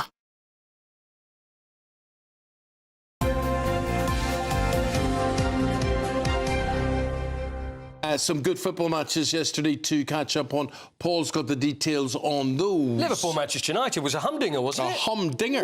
And I don't often use that word, but it was a humdinger. See, their roof of the stand was leaking yesterday. Yes. A bit like Old Trafford. Yeah, see? They need a bit of work as well. But the weather, because the weather was so bad, it looked like it was a possibility that it was going to be called off just before the game. So Yeah. they managed to get all the snow off the pitch, because all the snow around Anfield got the game on, and it was great. It was a terrific game. Yeah. It was a terrific game. Although Trent Alexander-Arnold, you know, he's a terrific player, and he's getting a lot of stick over the way he played yesterday. He's getting a lot of stick because he isn't signing his contract. That's right. And Real Madrid may be in form and whatever, and he wasn't at a Real Madrid standard yesterday. Well, look, the question is, does it play with your head? I find it difficult to believe when there's talk around, he could go to Real Madrid, then Real Madrid are interested. Will that affect your performance when you're actually playing football for your club? Will it make you play worse? No. I don't think so. I'd say if anything, it'll make you play better because you want to impress. Correct. I think it's exactly the thing. I mean, this is now the time. I'm in the shop window and I've really got to turn it up instead of going, well, look, Arne Slot, the Liverpool manager, he was asked about this after the game. That's what he said.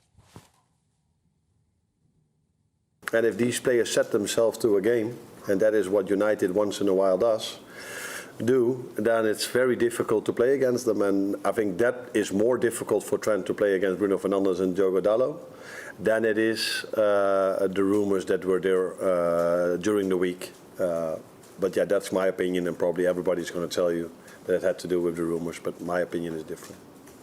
The truth is, I think both United and Liverpool were happy with that draw. I think so. Yeah, because in these circumstances, United were expected to lose on current form. Right. But traditionally, you're happy to walk away with a point. I think that's fair. So Liverpool are still top, 6 points clear, ahead of Arsenal. And then under Arsenal, you've got Nottingham Forest, who play Wolves tonight. Wow. And if they win, if they beat Wolves, Wolves are turning things round at the moment, but Wolves are still languishing. And it's a Midlands derby. It is, very much. But what have Forest done that have made such a difference to the team of last year? You know what? I wish I knew. I wish I knew, because they've got Nuno manager. Nuno Espirito Santos was very quietly under his beard. And he was obviously Wolves manager, and he had great success at Wolves. Do you know what Espirito Santos means? I have absolutely no idea. It means Holy Ghost. Does it really? Yeah. Really? Yeah. That's so Nuno's his name. Espirito Santos means Holy Ghost, Holy Spirit. I had no idea that. There you are. Thank you very much. Pagan. Oh, yeah. Yeah, you should know that. Listen, I tell you what I want to talk about, Southampton. Southampton talk about at the bottom.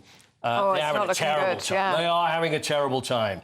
So this is something that maybe even Southampton fans may find quite funny. There's a chap called Hugo Schechter. He's just a... What does that mean? Now, Hugo's just a regular guy who took his mum to go and see Southampton. He's a Southampton fan, took her there into the hospitality. So what they often do in hospitality is that you guess the score and you can win yourself a shirt. So his mum decided to guess the score, but the thing is, they were thrashed 5-0 by Brentford. Oh, dear. And she actually guessed the score correctly. This is what happened when she actually won her shirt. It didn't go down too well. Looking all excited. How can you be a Southampton fan and guess that you were going to lose 5-0? So Adam Armstrong, the ex-Southampton player, gives her the shirt. She's very happy. Everybody else is... He's teased off. She owns it, though. She's playing up to it. Absolutely. Good for her. Good for her. How could Do you support any team, Ellie? Spurs. When they're winning. Oh. Sorry. You know this. When I am a fair weather. You know I am a fair weather fan. A fair weather fan. And when things are going badly, I go, oh, how did you do? I did notice that. Have you noticed that? And then it's we did quite well. We did quite and well. Then how did you... Exactly, that's how I do it. Well, my wife does the same. Paul invited me to the Tottenham Stadium. You should go. I did go 2 weeks ago, right? The result wasn't good, but the stadium experience was awesome. You had a lovely time. It is a heck of an stadium. Yeah, That's what I enjoy going for, the wine. And what happened when it looked like Spurs were winning and I came over to see you, and then Manchester United scored 2 soon after that, and then you didn't see me for dust after that? I was very polite. Very polite. You were very polite. He was sitting there like this with his Manchester United tie on, looking like this. Time for some birthdays. You want to do a couple of birthdays? Oh, yeah. Yes, please. OK, let's have first one. We've got a few birthdays, some today and some yesterday. Oh, there we are. Sir Clive Woodward, the coach of the 2003 England World Cup winning side. How old is Sir Clive today? I would say 72. 72. Ellie, what do you say? 66. 69 today.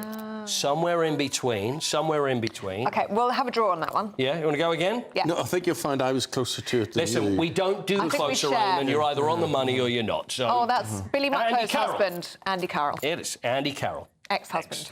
Andy Carroll. Playing at Bordeaux now, by the way. OK. So how old do you reckon Andy Carroll is? I'm going to say... Newcastle, Liverpool, West Ham? 36. 36 for Andy Carroll? Sounds a good age, yeah. You both going to agree at 36? Yeah. Well, you're both correct. Woo! That was very well done. good. Come on, the next one. Let's go with this one. Oh, look, Vinnie Jones. Actor Vinnie Jones. I was about to say, is that the actor Vinnie Jones? That's the actor Vinnie Jones, who actually was a footballer.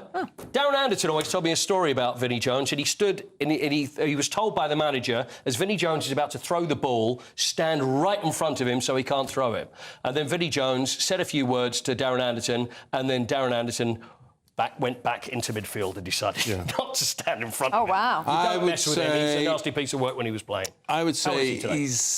has to be 55 plus, maybe. Yeah, I'm going to go 57. 57. I can't take 55 plus. 50. What are you going to go with? 58. 60. Ooh. Vinnie Jones is 60 today. Oh, happy birthday, Vinnie. Last one. It's the draw at the moment. 400-metre runner Ewan Thomas, record holder from 1997 until it was beaten in 2022 by Matt Hudson-Smith. Same coach, I believe, as Chris Akabusi. European Commonwealth gold, 1997. So how old is Ewan Thomas? All the clues in the dates. 55. 55 for Ewan. 51. 51 is the correct. Yay! Well done. Very good. Well very done. well played. I never get it right. Very good. Never get it right, so... Very good. Got to celebrate very that. good. Okay, Thank you, Paul. We've got to say goodbye to you. Thank you. And we'll see today Don Neeson and Chris Akabusi, and they'll have the newspapers right after this. Oh, which is some of the top European holiday destinations. Dinner under the stars tonight? That reminds me of our travel insurance. You mean all clear skies? All Clear Travel Insurance sponsors GB News travel destinations forecast. After a wet few days across some parts of Spain and Portugal, it is going to become drier. However, rain will arrive across parts of Italy and Greece. A dry picture for the Canary Islands and Madeira as well. Plenty of sunny spells. Similar picture across southern parts of Spain and Portugal. However, parts of Italy stretching across to Greece and perhaps Turkey as well. Increasing cloud here, some outbreaks of rain, feeling cooler as well. The outlook, though, is for it to become much drier and sunnier. All Clear Travel Insurance sponsors GB News travel destinations forecast.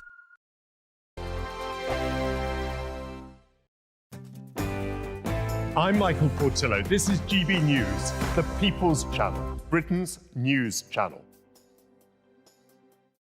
In the GB Newsroom, we bring you the news as it happens. With our team of dedicated journalists across the UK, we're ready to keep you up to date with what's happening every half an hour, every single day. Bulletins here on GB News, the People's Channel, Britain's news channel. Sunday with Michael Portillo from 11, only on GB News. Welcome back to Sunday with Michael Portillo. Well, drinkers have been warned about a drop in the quality of French wines after poor weather conditions hit this year's grape harvest. Winemakers across France will make 240 million fewer bottles of wine this year, the country's farming ministry said on Tuesday. So should we think of switching from French to English? I'm joined now by sommelier and founder of Inflorescence Wines, Jacinta Madison-Williams. Hello, Jacinta. Good morning. Nice to see you. First of all, let's just think about the poor French. We should. Has this been a fairly universal weather catastrophe for France? It has. Kind of across the board, we're about 22% down on last year's crops, which is quite significant. I think it's like one of the 4 years over the last century that have been this low. So. And it's affected both quality and quantity? I would say more so quantity. There's always ways of counteracting quality. It depends if people are desperate to make wine. They can obviously push out more watered down grapes. There's been a lot of rain, if you hadn't noticed. not only in France, we felt it here too. But lots of frost, supercell hailstorms have completely wiped out some crops. So in some cases, there's nothing to make. In other cases, it's just really watered down grapes, and you want to pick earlier to make sure you're avoiding all those rains. But I would say more so it's quantity. But saying that, France is still the biggest producer of wine in the world. It might be taken over by Spain this year, but as a consumer, don't panic. We're not going to run out of wine. And we obviously have lots of lovely wine growing here now in England. So whether we do make a little jump for a bit to English wine, but there's definitely still lots out there. GB News, the People's Channel. This is Britain's Newsroom, where your voice matters. It's just astonishing. With expert analysis and honest opinion, we don't just keep you informed. We bring you unique perspectives you won't see anywhere else. Can't argue with any of that. When the news happens, it happens here. On Britain's Newsroom, weekdays from 9:30 a.m. Only on GB News. I'm Andrew Pearce. This is GB News, the People's Channel, Britain's News Channel.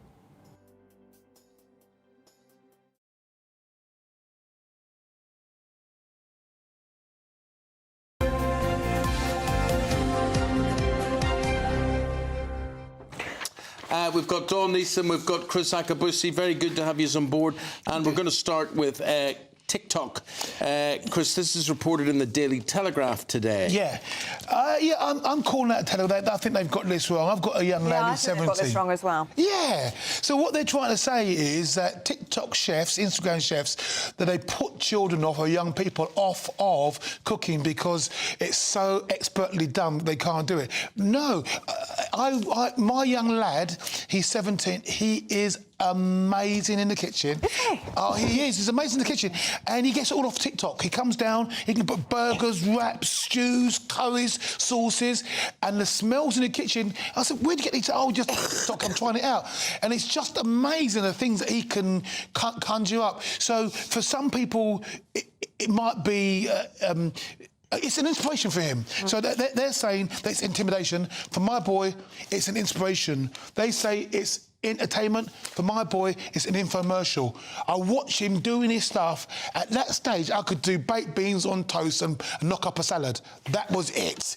But my boy can do all sorts of stuff. Alanham, good job, son. Oh, good on him. It makes it accessible as well, doesn't it? Because lots of people say, like, you need an education to be in the kitchen or you need to go find yourself loads of cookbooks. But you don't. No. Just go on your phone now. Well, I mean, like, all the spices, sesame oil. I mean, I'm amazed at the stuff that he does. So it's encouraging. All you just need is a kitchen well-stocked and have a go. And understand that failure is actually the route to learning. I mean, he's made mistakes, he's stuck stuff in the bin, but that young man, I am amazed at some of the stuff he does. I don't mind cooking at all. It's cleaning up that I have the problem with.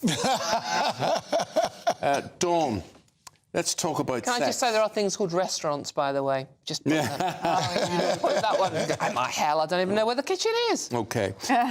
Right, so we're talking about sex here, and we're talking about prison in Italy. And they are going to introduce what are called... sex cells. Yeah, absolutely. Italian prisons must allow inmates to make love to visiting partners by having love rooms, Eamonn. Love rooms. So they're going to build separate rooms where you can have your conjugal rights with your partner when they're visiting you. And this is a new directive that's come in under Giorgia Meloni's government. So we're having a lot of hunger strikes in prison, basically. What, over sex? Italians are red-blooded. They're more red-blooded than British men, Ellie. That's they'd say that. No. So, any case, so that is the new directive in Italy. What, so they're hoping it'll make the men calmer? Yeah, calmer and, yeah, but I mean... But it also it'll make the men more safer. You don't want to be in a shower where you drop your soap and all of a sudden someone takes advantage of you. But that's fact. But, boys, you're in prison because you've done something wrong. Yeah, you shouldn't be getting grown-up cuddles. Oh, OK, well, that is an argument with all of that. Thank you. Yeah. No, but after a couple of years, there's going to be some very, well, interesting conversations in showers, aren't there? That you don't want to have. What about how cleanliness is next to godliness? But it's not permitted at all in the UK. But there are some countries where it is perfectly okay. Mexico, such visits permitted regardless of marital status. So you can have any random person pop in and have grown-up cuddles, Ellie. Just Chris, tell us about Labour are going to announce today. The Prime Minister is going to announce cutting waiting times, waiting lists within the NHS. Yeah, so it is an interesting story. I don't know how they're really going to do it and how it's going to be funded. Open up more centres and you're going to have a consultation and a screening and whatever will all happen on the same day. Not, we're taking an X-ray, come back and see us in 3 weeks' time. Yeah, they're going back to the future. You know, back in the day, we had community doctors who would go to your house. I mean, did your doctor come to your house? Yeah. Ellie, have your doctor ever come to you? No, exactly. So back in our day, the doctor actually came to your house and he'd go on his rounds or her rounds. Nice. Yeah, and that was fantastic because you knew your doctor knew you. Yeah. So when they go back to something like that, we're going to take it out of the hospital into community hubs, apparently, because at the moment there are 7.5 million outstanding tests, treatments and procedures waiting to happen. Now, that's unsustainable, quite clearly. But the fly in the ointment I saw here, this is Keir Starmer, he adds that while the government will use the private sector to ease pressure on the NHS where it makes sense, it will not allow a wholesale shift to private healthcare. I'm going to add on yet. Quite clearly, the way it's going to be funded in the end will be through private healthcare. Now, look, if it works, it works. I understand that NHS, as it is constituted today, is outdated, outmoded and is not working. Yeah. Part of the packages are meant to be announcing today, isn't it, including the more digital, relying on more digital technology, like the app. The app. But as you were saying in the green room, you know, people of a certain age won't get on with the digital app business. I just try to explain the concept to my mum. Didn't go down well. And what does this do for the care sector? What does this do for emergency care? Well, the BMA is saying today, fair enough, rolling all this out, great idea, they're welcoming it, but they're saying, what about the workforce? Who are you going to get to work in these things? The devil's in the detail, isn't it, as we were discussing, you know. Where are these community hubs going to be? Who's going to staff them? How are they going to be funded? A little bit of private healthcare money, maybe, but we're not getting the full... Look, it's great. Anything that improves healthcare and gets the waitings down is fantastic, but I'm just not sure I'm getting the detail that I need to fully understand how this will operate. OK, do we fully understand this? Today, Christopher, is January the 6th. It's also known as... Divorce Day. This is the day where a lot of the solicitors will be getting their big paycheck. Because in the end, it's the solicitors that earn all the dough. People will have had enough of their relationships. They've styled it out through Christmas, and today's the day 1 in 6 of all divorces will be instigated today. Really? I've lost my paper where it's all had it all in. Because a lot of people have been shut up in their houses with their families over Christmas and New Year, which emphasises any disagreements you might have. But they don't want to do anything over that period of time because if they've got families, it's upsetting for kids, etc., etc. So today's the day. And plus, offices are back open. Yeah, and all the acrimination will come out today, but often in the joy to get it done, pensions, wills and insurances get forgotten. Yeah. OK, there we go. Guys, thank you. We've got to divorce ourselves from you two. Sadly. Goodbye to you. And we go to Greg Dewhurst, who'll tell you all about the snow. Greg. A chilly start will give way to a lovely, warm afternoon. Boxed heat pumps, sponsors of weather on GB News. Hello there, good morning. Welcome to your latest GB News weather forecast. It's staying cold for many of us for the day ahead. Wintry showers, particularly in the north and the west, icy stretches, and it stays cold for much of the week ahead. An unsettled start to the day, outbreaks of rain and snow across central northern parts of England, eastern parts with quite brisk northerly winds here. Bit brighter elsewhere, but largely cloudy, frequent showers, these falling as a mixture of hail, sleet and snow, even to some lower levels, and a keen northerly breeze as well. Temperatures really struggling across the north today, 3 or 4 degrees at best, perhaps 6 or 7 Celsius towards southern counties of England, but turning colder through the afternoon and evening here as that cold air sets back in across the country. So looking at the picture for this evening time, we can see wintry showers, particularly in the east across Scotland, icy stretches across most areas, an unsettled end to Monday across Northern Ireland as well. Frequent wintry showers here, something a little dry across northern England, but wintry showers in the east. And again, a mixture of rain, sleet and snow showers for Wales, perhaps some wintry showers over the moors in the southwest as well. Largely dry towards the east. And then as we head overnight, clearing skies, we'll see temperatures fall well below freezing. A widespread frost forming icy stretches, further wintry showers across northern and western areas, a few centimetres of snow still possible, and temperatures widely falling below freezing for many, even towns and cities in the south close to freezing. So that means an icy start to Tuesday morning, but there will be sunny spells around. Brisk winds still bringing in frequent showers across northeast Scotland. Elsewhere, the wind's starting to ease a little bit. Plenty of sunny spells, particularly across southern areas. Showers most frequent across central northern parts of the UK. Again, these a mixture of sleet and snow, and temperatures once more struggling, highs of 6 or 7 at best towards the south. See you soon. A nice bright morning will generate a lovely warm day, right through to the evening. Boxed Solar, sponsors of weather on GB News. The latest GB News travel.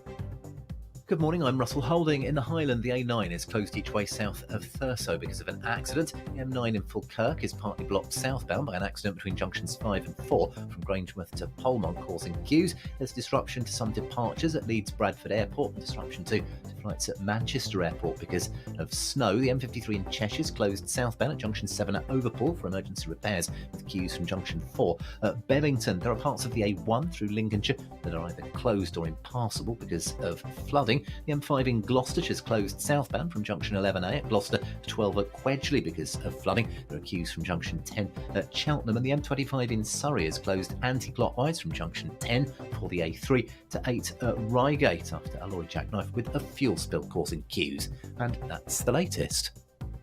You can stay up to date throughout the day by visiting our website gbnews.com.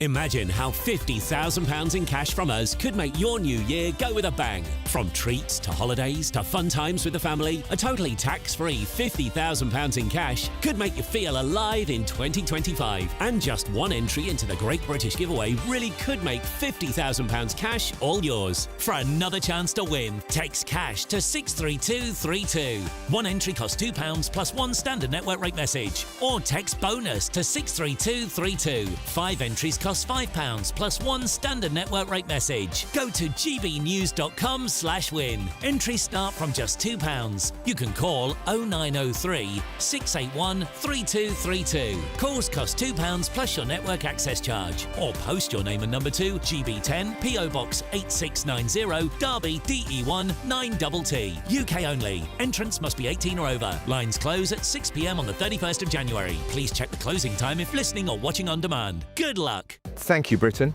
Thank you for watching. Thank you for listening. Thanks for subscribing. Thank you for your support. It's you that make us the People's Channel. As we reflect on our journey so far, we're filled with immense gratitude. You mean the world to us. We couldn't have reached this point without you. As a very special thank you, we are giving you the chance to win one of 50 GB News thank you boxes. They're worth £50 each. For full terms and conditions, and to enter, just go to gbnews.com/thank you.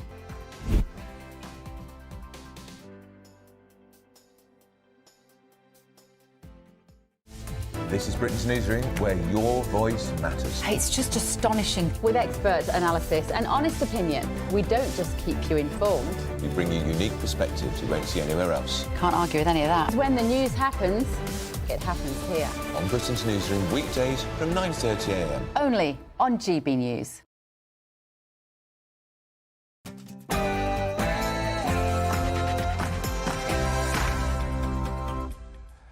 Hello there, very good morning to you. Has Reform UK lost the support of Elon Musk? The tech billionaire says Nigel Farage doesn't have what it takes to lead the party, just weeks after the pair met in the US. Nigel Farage has hit back. He says Musk is a remarkable individual, but he disagrees with them.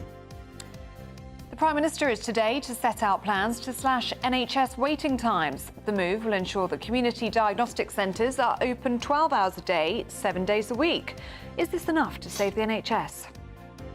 In an exclusive GB News report, we reveal that civil servants delayed compensation plans for grooming gang victims.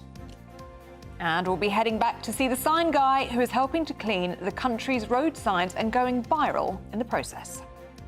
Hello there, good morning. Another cold day ahead with further rain, sleet and snow in places. Strong winds too. Find out all the weather details coming up in the programme soon. Hello there on this Monday morning. A very good morning to you. New look breakfast here on GB News with Eamonn and Ellie.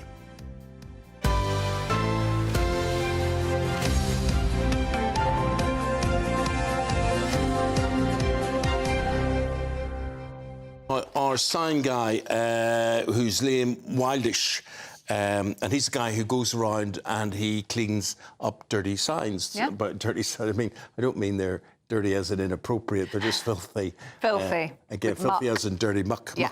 muck. Yeah, there he is, that's what he does. And And he volunteers, doesn't he? yeah, these are speed signs. These are saying do not enter. This is saying 300 metres until the end of the motorway or whatever it happens to be. I don't think he's on motorways, but, you know, he does whatever he's done that. Now, your job is to really guess what... Anyway, to guess what was under all the muck. You can't see it. It wasn't there, but anyway, he goes around the country. Geraldine says, what a lovely chap Liam was and how terrific that he's taken upon himself to clean these signs. Shame on councils for allowing the country to look so run down. Yeah, and the fact it has to come down to volunteers like Liam, just at their own free time, using it to make their community look nice. Peter says, in my day, councils used to pay people to clean all the signs. Yeah. Janet says, love the sign cleaning guy. Shame on the council for not paying for him. They don't seem to pay for anybody as far as we understand, but I'm sure we're wrong on that. This has been a bugbear of mine. Dirty signs are the responsibility of the council. They don't care about the public safety or areas. Sick of paying taxes and not getting the right service for it. Anne makes an interesting point, saying that she cleans the road sign outside her house. She takes a mop out and does it herself. She thinks the council leaves it filthy so that drivers can't see the speed limit. Yeah.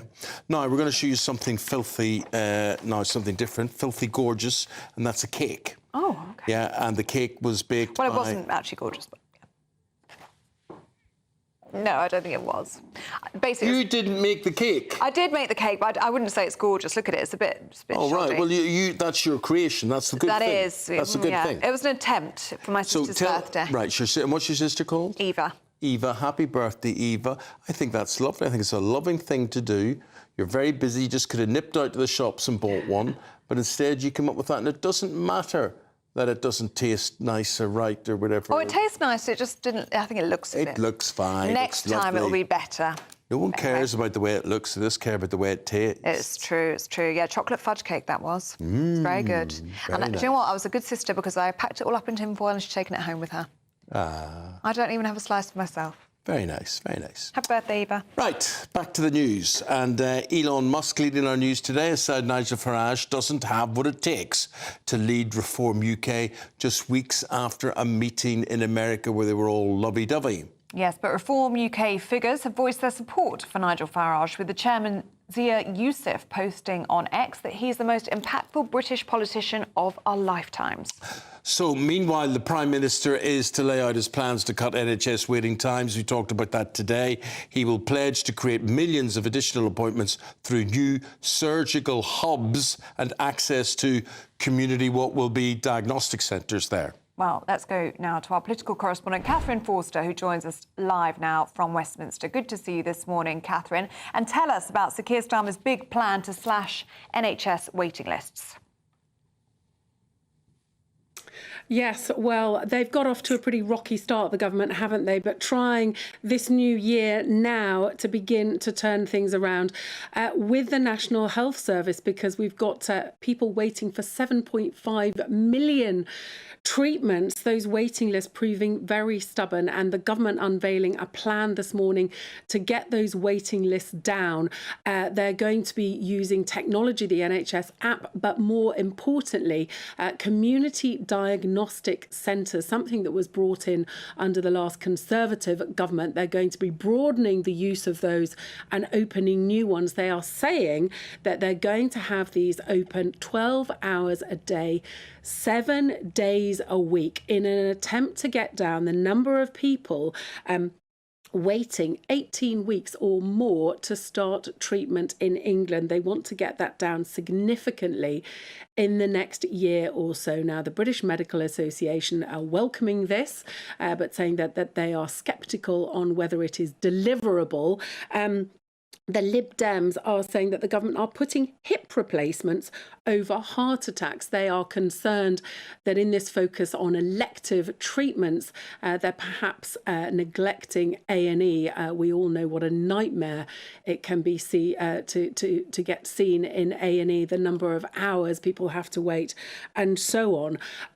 Of course, it'll be the Prime Minister's first speech of the new year, and he is inevitably going to get asked a lot of questions about Elon Musk, I would imagine, given the huge row that has erupted following our very own Charlie Peters' scoop last week, when he revealed that the safeguarding minister, Jess Phillips, had declined a plea from Oldham Council for a national public inquiry. Elon Musk has been incredibly forthright about the Labour Party, calling for Jess Phillips to go in jail, calling this morning, he's been tweeting in the early hours over on the East Coast, he's now calling for the Prime Minister to be put into jail, and he's also been carrying out a survey which he's pinned on his X, saying America should liberate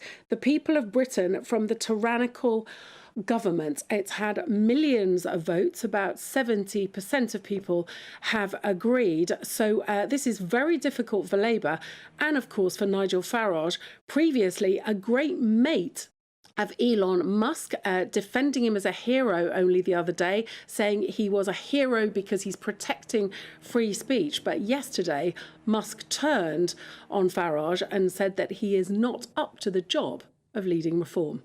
Beast. Thank you very much indeed. High friendships go sour, huh? Well, yeah. I did see in one of the papers today saying, well, this is what happens when you do business with billionaires. Yeah, they can just drop you like that. There's so much money, they can do exactly what they want. That's the whole thing.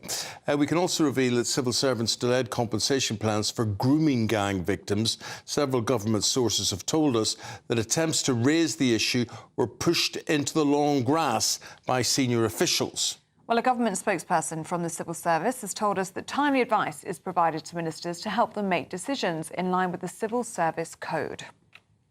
Now, earlier we had our national reporter Charlie Peters across this. This is what he had to say. All of local reports, Rotherham, Rochdale, Telford, Oldham. Some of them have been good, some of them less so. The big scoop we had last week was revealing that Jess Phillips, the safeguarding minister, had denied a national public inquiry into the Oldham scandal, as demanded by survivors there. They did not appreciate the local review. They didn't think it was enough. And you're right to say we have had some form of national inquiry already, the independent inquiry into child sexual abuse. But many survivors and campaigners, and indeed myself, think it's a sham. It only looked at a handful of areas where grooming gangs were taking place. The Catholic Church, Jimmy Savile and children's care homes all received specialist investigations within ICSA. On-street grooming gangs were just a part of a smaller paper on organised networks. This has never, ever been properly addressed and assessed by the British state. There has never been a thorough investigation. At GB News, we found over 50 different towns and cities where this was going on.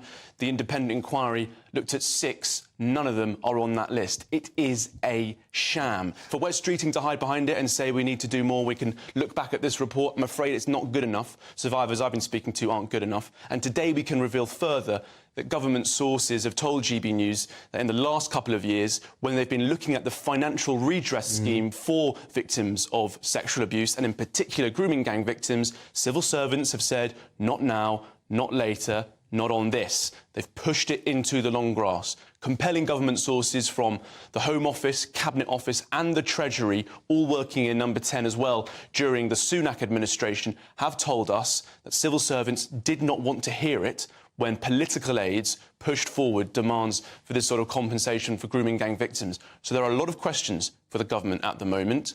Why are you promoting the ICSA report, which didn't do anything, really, on-street grooming? In 400 pages, Rotherham gets one mention. Rochdale's only referred to with regards to Cyril Smith, the Lib Dem MP. Yes. And there's also questions He's now about... white, incidentally. Absolutely. And there's also questions about this compensation scheme.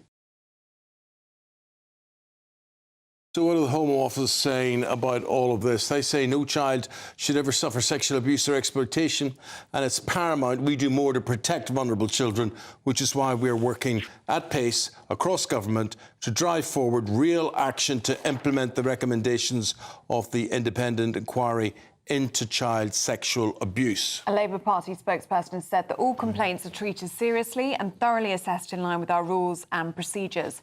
Complaints are assessed via a specific process independent of the Leader's office, and this was clearly signposted in response to this correspondence at the time.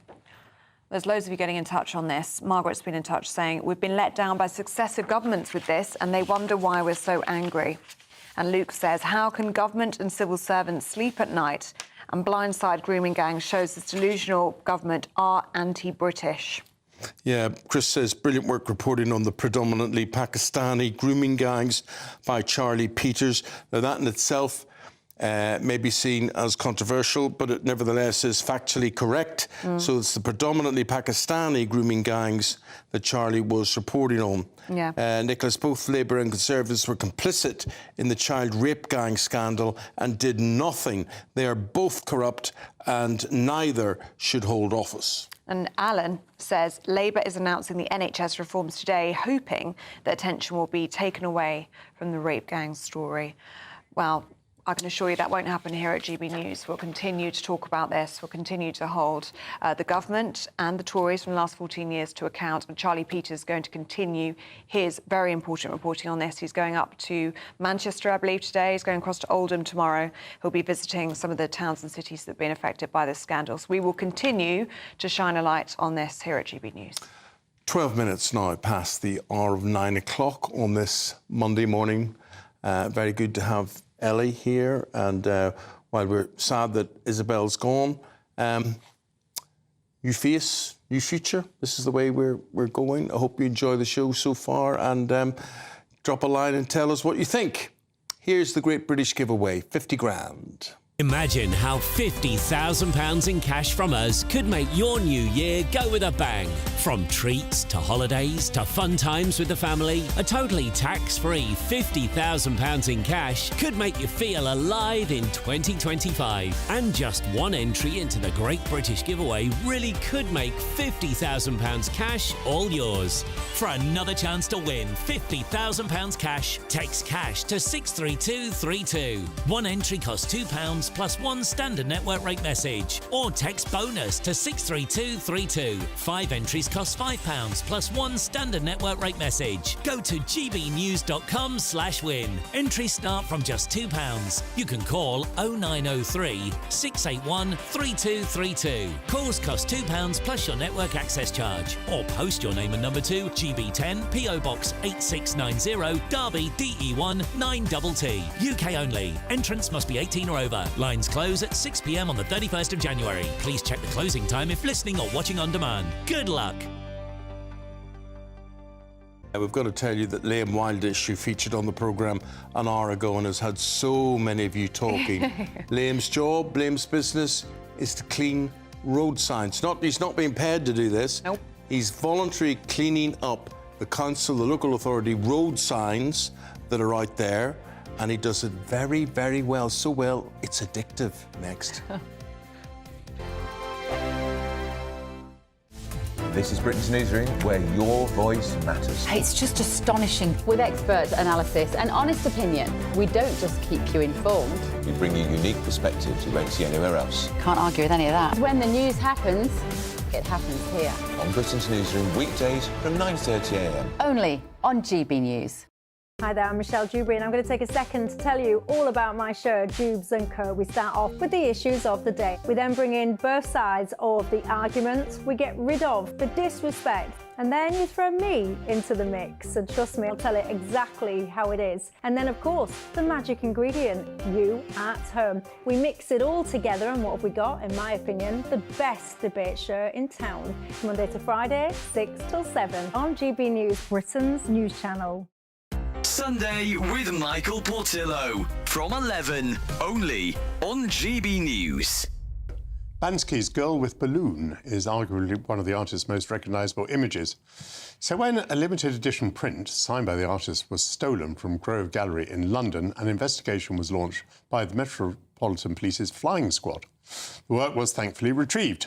The desire to own great works of art has once again become evident this week, albeit a little further afield on the continent. Police in Italy have uncovered a criminal network forging artworks by Bansky, Andy Warhol, Pablo Picasso and others. Investigators said that they've seized more than 2,100 fake pieces of art with a potential market value of about £165 million. With me to discuss that case is the Chief Executive of Grove Gallery, James Ryan. The art world needs to tighten up. It is known as a bit of a Wild West out there because people will try and chance it with these forgeries. You're quite right, there's only one actual original, but even auction houses have been hoodwinked before. The burglary that you suffered is sub judice, so we have to be careful what we say about it. But it must have been a bit of a shock to you. I mean, was it a broken window, a smashed door? At 10, 11 o'clock at night and just hammer straight through, shoulder barging through the door and then in and out. You know, gone in 60 seconds. I must say, I know... Obviously, they had a targeted attack. The person would have known what he or she was after. Yeah. Absolutely. But I must say, I know they cop a lot of flack, the police force, but the flying squad got the artwork back within 3 days. They were fantastic. So yeah, I've never heard or seen, other than the Thomas Crown Affair type film, I just didn't think it'd be happening to little old me, in Fitzrovia, but it did, and thankfully we got it back. GB News. I'm Andrew Pearce. This is GB News, the People's Channel, Britain's news channel.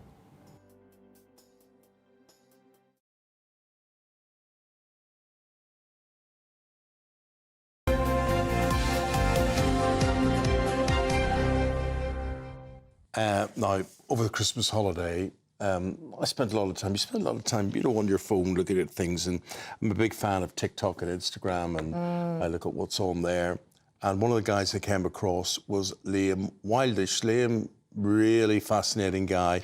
He goes under the handle of the Sign Guy, right? So if you want to see him and what he does, and there is what he does. He cleans up road signs, and he does it because no one else bothers the backside doing it. And he does this in his hometown area of Ilford, in Essex. And do you see how white that triangle just suddenly became there? So satisfying to watch, isn't it? Just how clean it can get. It honestly becomes addictive. Oh, yeah, I know. It does. You can see, and at the end, when it's all clean and shiny and everything, and that deer will be safe and you'll be safe and you won't run into it because you'll see all that. I just would have thought it was a legal requirement that councils have got to keep these top-notch and up to scratch or whatever it is. Well, you would think so, wouldn't you? Yeah. Well, Liam's videos have racked up almost 1 million likes with you, and you're telling us today you're either following him or you do follow him already, and you praise him for providing all this content because it is a bit addictive, right? So we're going to cross live. We go to Adam Cherry, who's with him this morning, and there they are in East London. And tell us the story of today, Liam and Alan. Good morning, guys. Yeah, Liam, take it away. So today we are in East London. We focused on this, now clean sign that we have behind us. Squeaky clean, yeah. Those who were here in the last hour would have seen Liam go to work on it. In about 30 seconds, it was completely spotless. But yeah, it's quite the transformation. The thing is, at night time, when these signs have got these sort of green mildew over the top, there is a reflective coating on these signs. When the green is over the top, that's just completely impaired. So when you were driving down this street at night time, that sign will be unreadable. Whereas now, when you drive down here now, the headlights of the vehicles, you'll instantly be able to read that sign. So viewers from home will be able to see, as we speak, what you do and some of the footage. But just talk about in the last 6 to 8 months, the explosion in your content and how many people are watching it and the reception. Yeah, so in the last sort of 6 months, I did a lot of focus on basically creating a lot of content, basically spent more time going out cleaning signs. The channel has grown quite significantly by then. You know, we've done probably around sort of 400,000 follower increase in that time, and we've just under 500 million views, so it's absolutely crazy. You know, sort of how is it weird grown. to say that, 500 million views? It is, yeah. So that only tipped in sort of the last week. I actually added everything up and I was like, oh my God, I was like, I've done 500 million, because it comes in sort of progressively. It was the first time I sort of added everything up, and that was wild. Just talk a little bit about the community response, because everyone benefits from this. You get cool videos, people can see the signs when they're driving a little bit more. How do people respond to it when you meet them? So obviously a very positive response. I mean, more for the sort of benefit of the aesthetic and road safety appeal side of it. The actual sheer satisfaction of cleaning the sign itself, people like watching that. And also the sort of increase in people suggesting the areas where they live all over the UK. Obviously I'm based in Surrey, I live in Surrey. I go all over the UK now cleaning road signs, and obviously now I'm starting to span into different areas, and these areas come to me through followers, and the followers are the ones that say, you know, I live in Birmingham, for example. As I'm driving around, I'm noticing so many of these signs that are filthy. I've sort of sparked a bit of a mind virus now of people noticing really dirty road signs. You must get distracted when you're driving. You must think, wow, I should come back for that. Oh yeah, it's like a bit of a disease. You can't help it. Now everywhere I go now, and now I'm like that. Is that one dirty? And I'll come back to that one, and you make a note of where it is, and come back. Have you ever encountered a sign that's been too tricky? You've had to do 2 goes at it? No, practice makes perfect, but there's certain signs. I never clean signs in what would be a dangerous location. So like, you know, busy A roads, if there's no safe place to pull over, motorways especially, I just will not touch, you know, which is annoying because you'll drive down the motorway and you'll see a sign, you're like, oh my God, that's absolutely filthy. I'd love to clean it, but from a safety standpoint, obviously, I can't be doing that. No. Well, Liam Wallace, there you go. Guys, Liam the sign guy, you've been messaging all morning. Obviously, you'll be providing him with information on where he should go next to clean up. But some fantastic work. And as you can see, proof is in the pudding behind us there. Sadly, too many places to go to clean up. That's the sad fact of all this. And Liam, what are the council's view towards what you are doing? Are you encouraged to do it? Do they have their own people to do it? What's the situation? To be honest, as far as the council's approach, I don't really have any communication with the council. What I will make a point of saying is that I don't take a political stand or a stab at the council for doing this. As far as I'm aware, I do think that this has been pulled from the budgets from a lot of councils, which is the reason why there is a lot of signs in the condition like what you'd seen before. I do what I do because I enjoy doing it. It unfortunately, well, I say unfortunately, everybody's entitled to their own opinion. It does spark a lot of controversy on social media. A lot of people taking a stab at the council, you know, this should be done, that should be done. But me personally, I'm not here to point fingers and say this should be someone's job, this should be that job. It's something that I find rewarding to do. I enjoy doing it. I like making a little bit of a difference, improving road safety and the aesthetic of people's communities, and creating content for everybody. And that's what I do. And just tell people where they can get that content. What's your address? So if you go at Liam the Sign Guy, I've got a Facebook account, I've got an Instagram account and a TikTok account as well. If you have an area where you live where you've seen particularly dirty road signs, feel free to drop me a message, drop me a follow, and I'll add it to my list of places, and see if we can get something sorted. Thank you, Liam, and thank you, Adam. Appreciate it. Thank you very much indeed. Just a good guy, isn't he, Liam? And he'll be going on a nationwide tour, I think, now.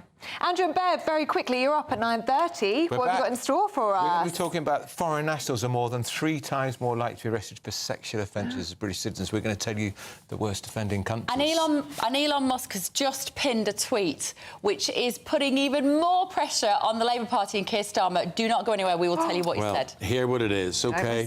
They're back right after this. Thanks for watching.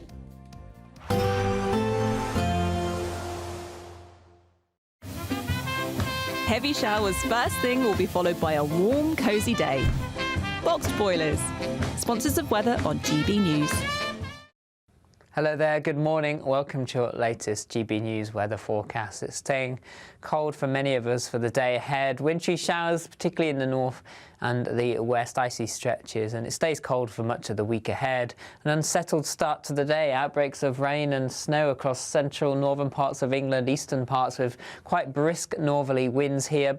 Bit brighter elsewhere, but largely cloudy, frequent showers, these falling as a mixture of hail, sleet and snow, even to some lower levels, and a keen northerly breeze as well. Temperatures really struggling across the north today, 3 or 4 degrees at best, perhaps 6 or 7 Celsius towards southern counties of England, but turning colder through the afternoon and evening here as that cold air sets back in across the country. So looking at the picture for this evening time, we can see wintry showers, particularly in the east across Scotland, icy stretches across most areas, an unsettled end to Monday across Northern Ireland as well. Frequent wintry showers here, something a little dry across northern England, but wintry showers in the east.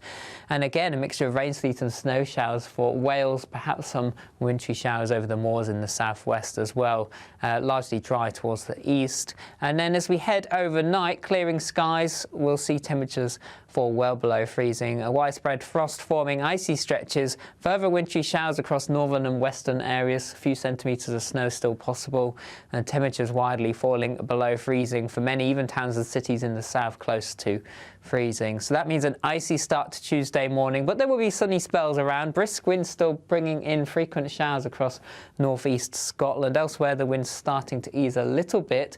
Plenty of sunny spells, particularly across southern areas. Showers most frequent across central northern parts of the UK. Again, these a mixture of sleet and snow, and temperatures once more struggling, highs of 6 or 7 at best towards the south. See you soon. Expect a warm front, moving from the kitchen right through to the rest of the house. Boxed boilers, sponsors of weather on GB News.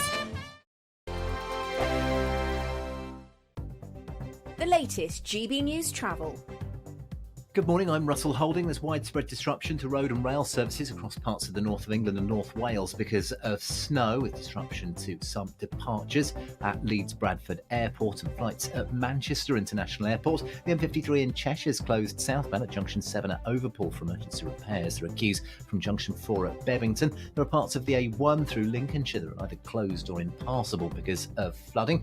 The M5 in Gloucestershire is closed southbound from Junction 11 at Gloucester to 12 at Quedgeley because of flooding, with queues from just after Junction 9 at Tewkesbury. And the M25 in Surrey is closed anti-clockwise from Junction 10 for the A3 to 8 at Reigate after a lorry jackknife with a fuel spill. There are queues towards there and long delays as you divert. And that's the latest.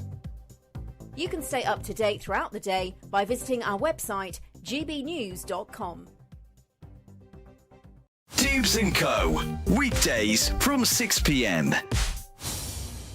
This is a topic very close to my heart. I have become fully convinced that social media, smartphones are one of the primary causes of mental health problems in children and many other serious problems beside. Lots of governments are starting to talk about this, but the Australians are well ahead in their use of legislation. What do you think about this issue? Well, I think you're right. I mean, I've got 3 young children and I'm really concerned about... I mean, they're too young to be on social media, but I'm really concerned about what lies ahead for them. I'm not sure I support what Australia's doing, not because I don't think it's a good idea to ensure that age verification is right. I'm just not sure that the age 16 is appropriate. But that's progress. If we effectively, as I do, accept the point that we need some sort of control, then we can move to a proper debate about whether that's 16, 14, 13, whatever it may be.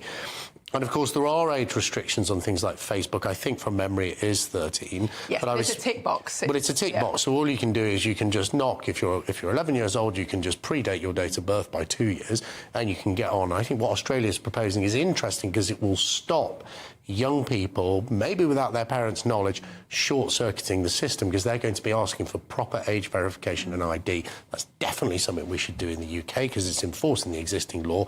Query, is 16 the right age, Miriam? I completely agree with it. It's something I actually said should have been done before. And I think what is good about it is that for a long time, a lot of governments have been saying that the actual social media companies should take more responsibility, but they're not going to because it hurts their bottom line. The most voracious users are younger users. So they will pledge that, oh, I'll put the tick box in, but the kid is the one who's going to actually tick the box. So doing something like this is saying that, OK, we will put in legislation that damages your bottom line. And I think it will force the hand because they've said it's only 12 months and they will reevaluate it. GB News, the People's Channel.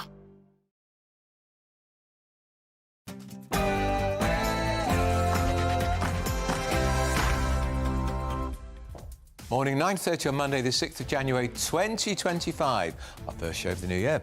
Live across the UK, Britain's newsroom with Andrew Pearce and Bev Turner. Good morning. Thank you so much for joining us. So, tech billionaire Elon Musk has said that Nigel Farage is not fit to lead Reform UK. We're going to be looking at the reasons why the founder of X has turned on Nigel, as it was only on Saturday when Farage said this. Beside him, he's got Elon, who is a proper hero, who believes in free speech. And free speech doesn't mean you agree with every single word that everyone says. And in an exclusive, GB News reveals that civil servants delayed compensation plans for grooming rape gang victims as Labour resists calls for a national inquiry. Are they worried about their Muslim vote? We'll have the latest. Heavy snow is causing transport chaos this morning as millions of Brits return to work. There is more cold weather on the way. Have you been affected, or is it a lot of fuss about nothing? And are they finally going to end the backlog? The Prime Minister sets out his latest plans to cut NHS waiting list times this morning. One of those changes, one of those milestones. Remember those? And find out how many millions of taxpayer money is being spent on interpreters for non-English speaking benefit claimants. Brace yourself. And today is the day when solicitors can expect to receive the most calls of the year to begin divorce proceedings. It's why it's called National Divorce Day. Are people sick to death of their partners after the Christmas break?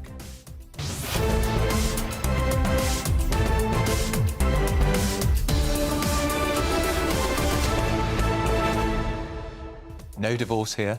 Not yet. We're reunited. The year is young. We are reunited.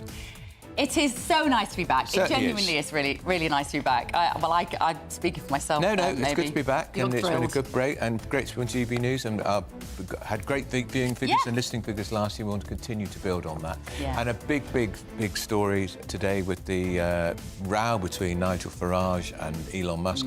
Curiously, Reform don't want to put up anyone to speak to us.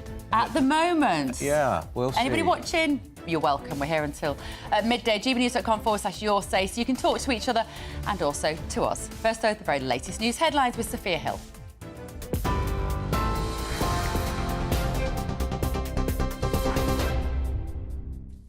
Thank you, Bev and Andrew. Very good morning. It's just gone 9:30. I'm Sophia Hill with the latest headlines from the GB Newsroom. Our top story.